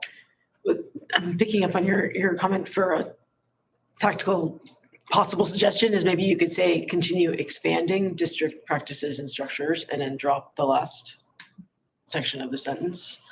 Because I think most of this, at least if we have other tangible things that we could do, I'm open to that. I mean, I'm just thinking, continue to broaden the places that we're hiring and recruiting Could you from. say continue expanding and diversifying? Can you add? That would get to the second part of that, but yeah. without making it limited, That's, yeah. just a suggestion. Can you read the whole sentence? Oh, adding what Eve said, continue expanding and diversifying district practices and structures to effectively recruit, hire, and retain highly qualified employees. Mhm. Yeah. Is that? I think it accomplishes accomplishes the It would be this. what we were trying to it would be this. approach and get there. that. Well, and I was just adding the word diversifying because we talked about, expanding. Yeah, expanding. Yeah. Mhm. Is that okay? Okay, are there any other suggested changes to this document? There was one sentence that was kind of, sorry, I'm looking for it now. But page 8, Oh, this is just the goal. oh, sorry, that's, sorry, never mind. Next. So the next one, Okay, yes. right. Hold that thought. Anything else? Anything else on our goals themselves? Okay, there's no public comment on this. So our goals are on for action if there's a motion to approve it as amended. This is Cara. I make a motion, we approve our goals as amended. This is Etta, I second. All in favor? Aye. All right, thank you. And thank you, everybody, for your work at our workshop on this as well. Our next item is our Board of Trustees 2023-2024 handbook. And this was also developed, but at a different workshop, and it includes our goals in it, so we will have to modify that. Yes, so I'll update the goals as part of it, that's for sure. And I'll go to page 8. It's right here. Yes, it was the.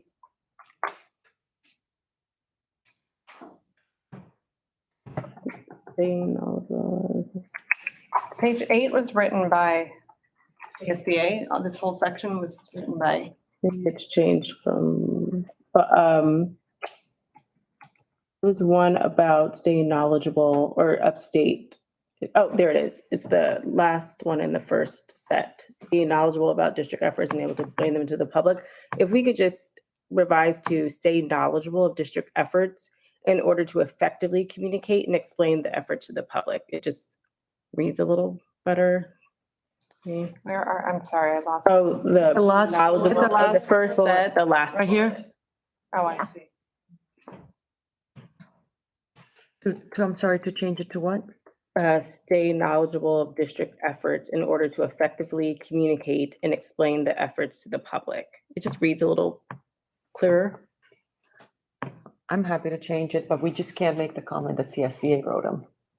Can we just say Yes. amended by, I mean, I'm think fine with it, it's fine, it just, we can put edit. Why can't we change them? No, Well, we can't, these I'm were just from saying, it just says on CSBA. top, written by CSBA, so we can just put in the parentheses, Like an edited. asterisk or something, that's fine. Yeah. Amended. That's what I'm saying, I'm totally fine with it, we just put an asterisk that it's edited by. That's because I was gonna make, there's quite a few, like, they don't capitalize superintendent or district, and so let's.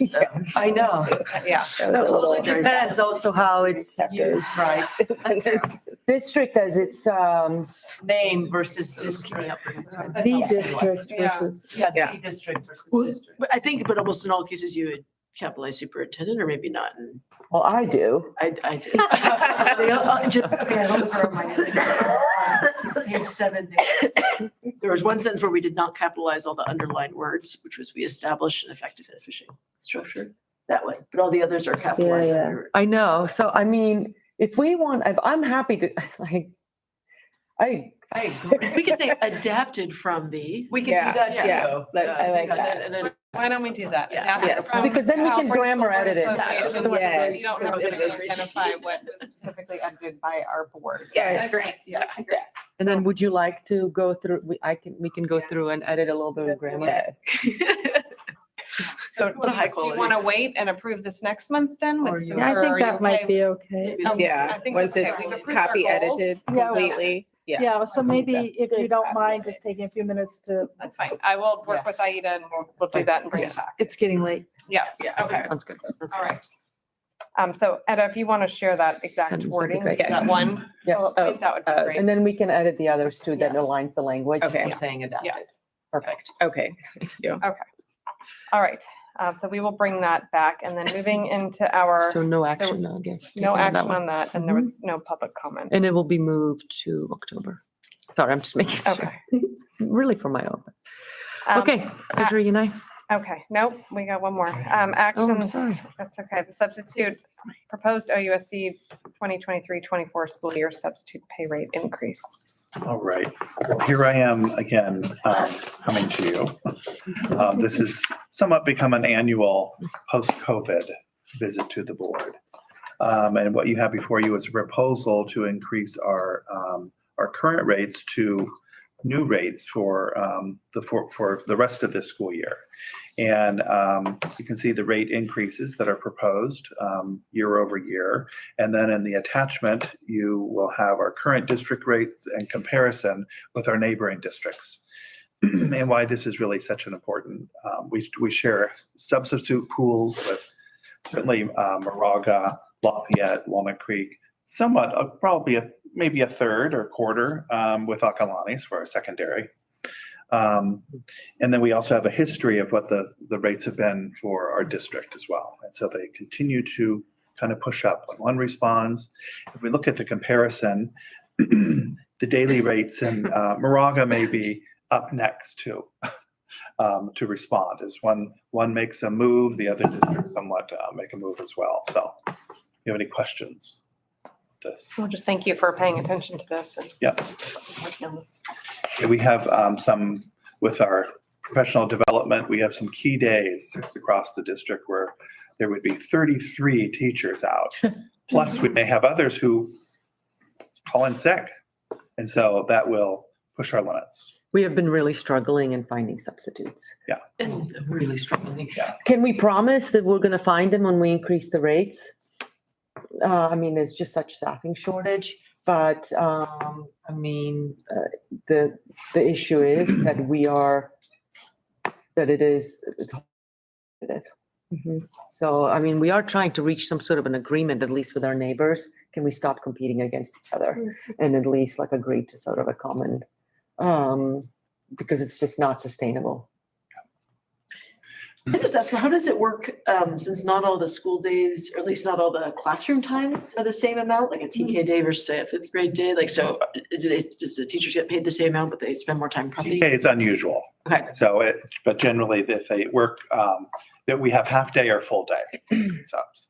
And so if a teacher is there for half of a TK day-ish, 11:30, they may have other duties for the rest of their schedule, or it may be a half day for them.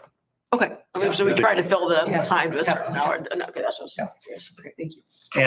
And with our last year and the prior year, we had I would love to sub campaign. So calling all parents out there, parents and aunts and uncles and brothers and sisters, children of the community.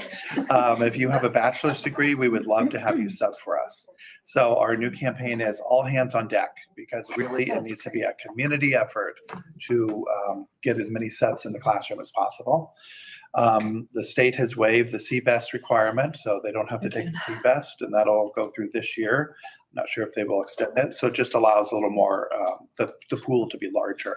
Sometimes when we then have to require it at the end of the year, lots of people say, I'm not interested, and then can't sub any longer, which is shameful. So I do need to recuse myself from this item since my son is one of those people we have recruited to be a substitute. Okay, any other questions or comments? This is on for action. Is there a motion? I move that we approve, this is Eve, the proposed 23-24 school year substitute pay rate increase. This is Etta, second. All in favor? Aye. I abstain. Great, thank you. Thank you. On behalf of ourselves. Okay, now we can move into our measures E and I. Yeah, so I'll be presenting this in the absence of our construction management company here. And getting support from Mika and Stuart here. So I'll cruise through this a little bit and go for the sake of time. I think the board knows that we have two bonds, and this is a quarterly update that goes through the end of the June 30th. So I'm trying to think how many days? June 30th. And then actually we'll be bringing up another quarterly update next month that will go through the next quarter. So you'll see this, again. So, I'll just, I'll actually jump through to the budget overview, if that's okay. Since you will be seeing this again. And thank you, Mika, for doing these numbers. Because we usually do have a little bit of support from the construction management company. So you can see that, our original budget, by Measure E, by the way, is OIS Student Services Building, Sleepy Hollow, NPR, and then we have modernization projects, some parts of them coming through. And year-to-date expenditures, we have approved just over 50 million in that budget, and year-to-date we have spent just over 22 million with 25 million, just over 28 million still left to be spent in that bond.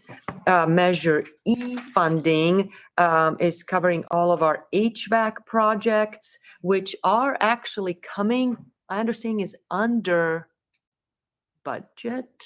I'm looking at Stuart and he's like, stop saying that. Yes. Okay, yes, okay. I'm very excited, But he doesn't want me to say it out loud. And I actually was saying, don't jinx us, but I'll say it.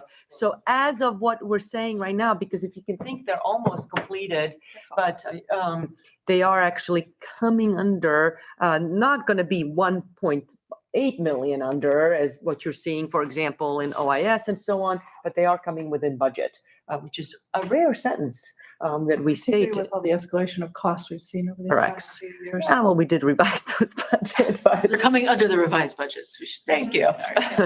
But still a rare sentence That's- under in these presentations. Under is So that's why I'm presenting this, because I get to say it. So, Tamika wants to say. yeah. This is the typo. This is for measure I. Oh, skip measure I, yeah. So Delray modernization, excluding windows and isolation is all in design currently. So they are designing those. It's going to be going into DSA approvals, and we are currently entering some conversations about getting contractors on board and so on, and what does those timelines look like. So the summary of the project, as you can see, we still have, as we have talked about in those workshops, just under $50 million of unexpended balance that the board has designated of where it's going to go and planned it out. We may have to come back and discuss as we're looking at, as some of those things are coming in over budget and design and so on. So then we would come back and reprioritize. But we'll discuss that sort of in the next month, as a lot of that discussions are actually happening right now as you go into design and you get feedback stating way more than what you planned. So we would bring it back to you to see, like, are these still the priorities in what we have discussed? So with that, just the project updates, the NPR. When are we going to be doing it? So we've been talking about that. I think it's just there's some scheduling issues, not necessarily our scheduling issues, but completion scheduling issues. So we are looking towards end of September, or beginning of October. Okay. So I think, Angel, maybe we can work with you to do a doodle with Patsy and the board of when we can do a grand opening. September 28th would be. Okay, before September 28th would be great if we can get those projects completed. Yeah, there you go. Yeah, so I think we have the facility looks fantastic, and as we actually, Etta and I were at the Sleepy Hollow Parent Club meeting, and they were just like, oh, it's so great, our kids love it. They don't actually see a lot of the things that we see that are incomplete. As you can see, that's old furniture right outside, because the new furniture is still back ordered. So we're waiting for that. And you'd see that wonderful elevator out there, which the parents were saying all sorts of positive things about, and asking when their kids can get rides and seeing, can we do fundraiser rides? And my eyes were coming out. So that was great. But they're doing stucco and they're painting right now. So I think that's going to be done pretty soon, actually, and it'll be almost completed and utilized as needed by our students that actually need to use those. That is going to be a locked elevator. Our kids don't just get to go in and use the elevator. For fun. It is actually, for fun. No, right. Just to come down. So you can use that, the breakdowns by project. I'll go to the Student Services Building, which is just great. And as Stuart said, the front is paved because there was so much trenching happening. It looked really patchy. So we decided to actually do that sooner than later. And it looked, painted. yeah, and all of that. Arrows. Right. Awesome. Yeah. So if you get a chance to drive by OIS and you can see it. But the building is, it's got like walls are coming in, and that looks great, and it's on time. They're doing the exterior framing now, and that's where they've kind of got to take their time. That's not flying up. They're really taking, I'm actually pretty impressed that they kind of slowed it down to make sure that they're going up square, everything. Really, you can kind of laugh about it, but it makes a lot of sense. Once that exterior framing is, you'll see the interior just slam up. It'll go quick. Right, before the rain. Right. Yeah. So HVACs are all in final comments, final commissioning. So we believe that they should be done within the next month. Final fine tuning and commissioning. It's just complex systems that need that sort of final fine tuning. I didn't put in pictures for every single one since we've included those, but you can see the breakdowns of each one of those. So those were the end of the year. I will say that we have applicants for CBOC, but that deadline was until I think there's a couple more days. So we will have new members on CBOC. We'll do training by Katie Dobson, our attorney, for the members. So we'll have a new committee and they'll be getting involved, which is great. So happy to answer any questions, knowing that we'll be back again next month. This Thank is you. just a discussion item tonight. Okay, we don't have to accept the report. or No. anything. Thank you. Thank you. Thank you. Thank you. Thank you.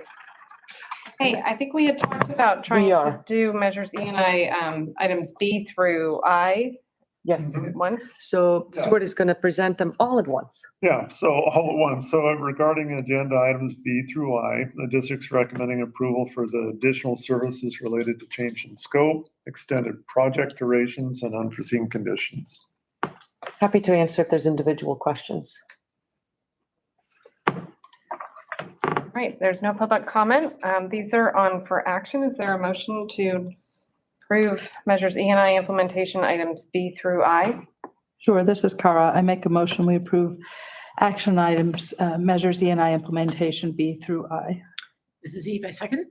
All in favor? Aye. All right, thank you so much for all your Thank work on that. Moving into our board policies. Recommended that we approve all of these at once as well. Anything specific on these that you wanted to? No, there was a typo due to some formatting issues. Thank you, Katie, for pointing out. Brian has changed that, so we're good on the certification. All right, there's no public comment on this. Is there a motion to approve board policies A through E? This is Eve. I move that we approve board policies A through E. This is Katie, I second. All in favor? Aye. All right, thank you. And thank you for reading. All right, moving into our communications and announcements, our OEA. It's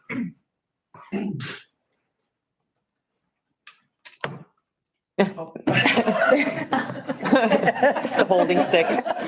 President of the Educators Association. I'm going to make this really quick. We rolled up our sleeves. We've done an amazing job. We're off to a great start. Our kids are happy, and it's going to be one of our best years. So I want to thank everyone out there, parents included. It's been incredible. So we're going to keep it up under the leadership of Aida Glimmy. Thank you. And all of our fabulous directors and a board that supports everyone in this district. Catherine and I can't thank you enough. All our members, thank you. It is a real privilege to be in this district with such amazing, amazing leadership. Thank you. Thanks, Charles. I don't see anybody from There's no- CSCA here. No, All right, our cabinet. we have spoken a lot this evening. Okay, So we're all right. Board reports, Katie? I don't have much, and I know for the sake of time, I should be quick. I think I have a lot coming up this week. I'm going to be at the Mayor's Liaison meeting tomorrow morning, and then at Glorietta for a site visit on Wednesday. And then I know we have a whole bunch of other school visits coming up, which I'm looking forward to. It's on the horizon for me. Yeah, similarly, I'll keep it short. I had a night at a board coffee at Delray a few weeks back, just after the last board meeting. Nice to connect with some community members. I had a discussion with some of the nature area folks a couple weeks ago to discuss some things we were able to bring back to the board today. And this week, looking forward to, I think it's this week, going to the Delray this week. I'm losing track of my calendar, sorry. Yeah, Parents Club meeting, so having a just, I am actually able to make that on Wednesday as it turns out, so report back on that next time. And a great first day of school for a whole bunch of kids, so thank you for all of that. As you mentioned, we did the board coffee at Delray. Kate and I were at Sleepy earlier this week, and that was nice to engage with that community. And then some things later this week I think, as well next week, like, whatever. But I did want to mention the Los Trampas Creek Council, which I'm a board liaison to. They're having their advocacy week, October 23rd through the 27th. If we could share that with our parents clubs, that would be helpful. And there's a panel of superintendents, Dr. Nickerson, Dr. Parks, and Dr. Stevens. So I think it would be great, and just driving engagement with our Do partners. you have something that you want to forward to me? Yeah, I'll forward it. Great, okay. So I will. Yeah, and the theme is encouraging, connecting community and civility to help our children thrive. So that's my report. Okay. I had a great visit at Wagner Ranch and had the opportunity to meet our new principal, which I really enjoyed. The bus committee has been meeting, but there's nothing really to report, just discussion at this point. And I too have meetings coming up, parents club meetings, individual meetings. Just on we go. We have a board coffee on Thursday, We right? have a board coffee on Thursday. I have to double check, but I believe you. I think we do. Okay, well, we can confirm that, but I believe we have a board coffee. We will confirm board coffee on Thursday. Verizon. The district wide at Geppetto's at 8:30 a.m. On Thursday, there you go. There you go. Just checking. Yep. All right, the only thing I want to add in addition to all the other things that have been shared is I received an email from Richard Severy, who's on the Moraga board, and he had just wanted to make sure that everybody had seen the CSBA roadshow that's coming on October 2nd. I don't know if you all received that email or not, but he just wanted to invite everyone to attend. So just want to make sure that I mentioned that. And then we already touched upon it, but just really appreciated the workshops that we did. It was really nice to come together as a board and a group to be able to converse in that way outside of this more formal setting. And with that, our consent calendar. I will just need to abstain from item E. Okay. Do that one separately. Items listed under the consent calendar are considered to be routine and are acted on by the Board of Trustees in one motion. There is no discussion of these items before the board vote unless a member of the board, staff, or public requests specific items be discussed and/or removed from the consent calendar. It is understood that the administration recommends approval on all consent items. Each item on the consent calendar approved by the board shall be deemed to have been considered in full and adopted as recommended. I just want to clarify, it's the recusal for, I'm right? so sorry. No, it's okay. I just want to make sure for the record, we will be recusing, yes. Okay. So in terms of a motion then, do I need to? No, you can, Okay. Let's make a motion for the others. If that's- yes, it's all good for the, everything else is Okay. fine. I'll make a motion that we approve the consent calendar. We just need to note that we've already approved. Noting that we approved item G Yes. before. The remaining consent calendar. And then I say aye except for item. Yeah, Sorry, I keep. You can just vote for the rest. We're recusing you out of. All right, workers. We still need a second. Yes. Okay, sorry. This is Katie, second. All in favor? Aye. Aye with a recusal from item B. Okay, Perfect. We did it too. Work on that. I'll get it. All right, future agenda items. So we've added to our October Yes. meeting, the governance handbook. Yes, no, they'll be back. Yeah. No, so it's really our focus was it's bullying prevention month, and we were going to do a bullying prevention strategies update. Food services is coming in, assessment report, as I mentioned earlier, if we are allowed to share. Right. Sometimes it's embargoed during that time.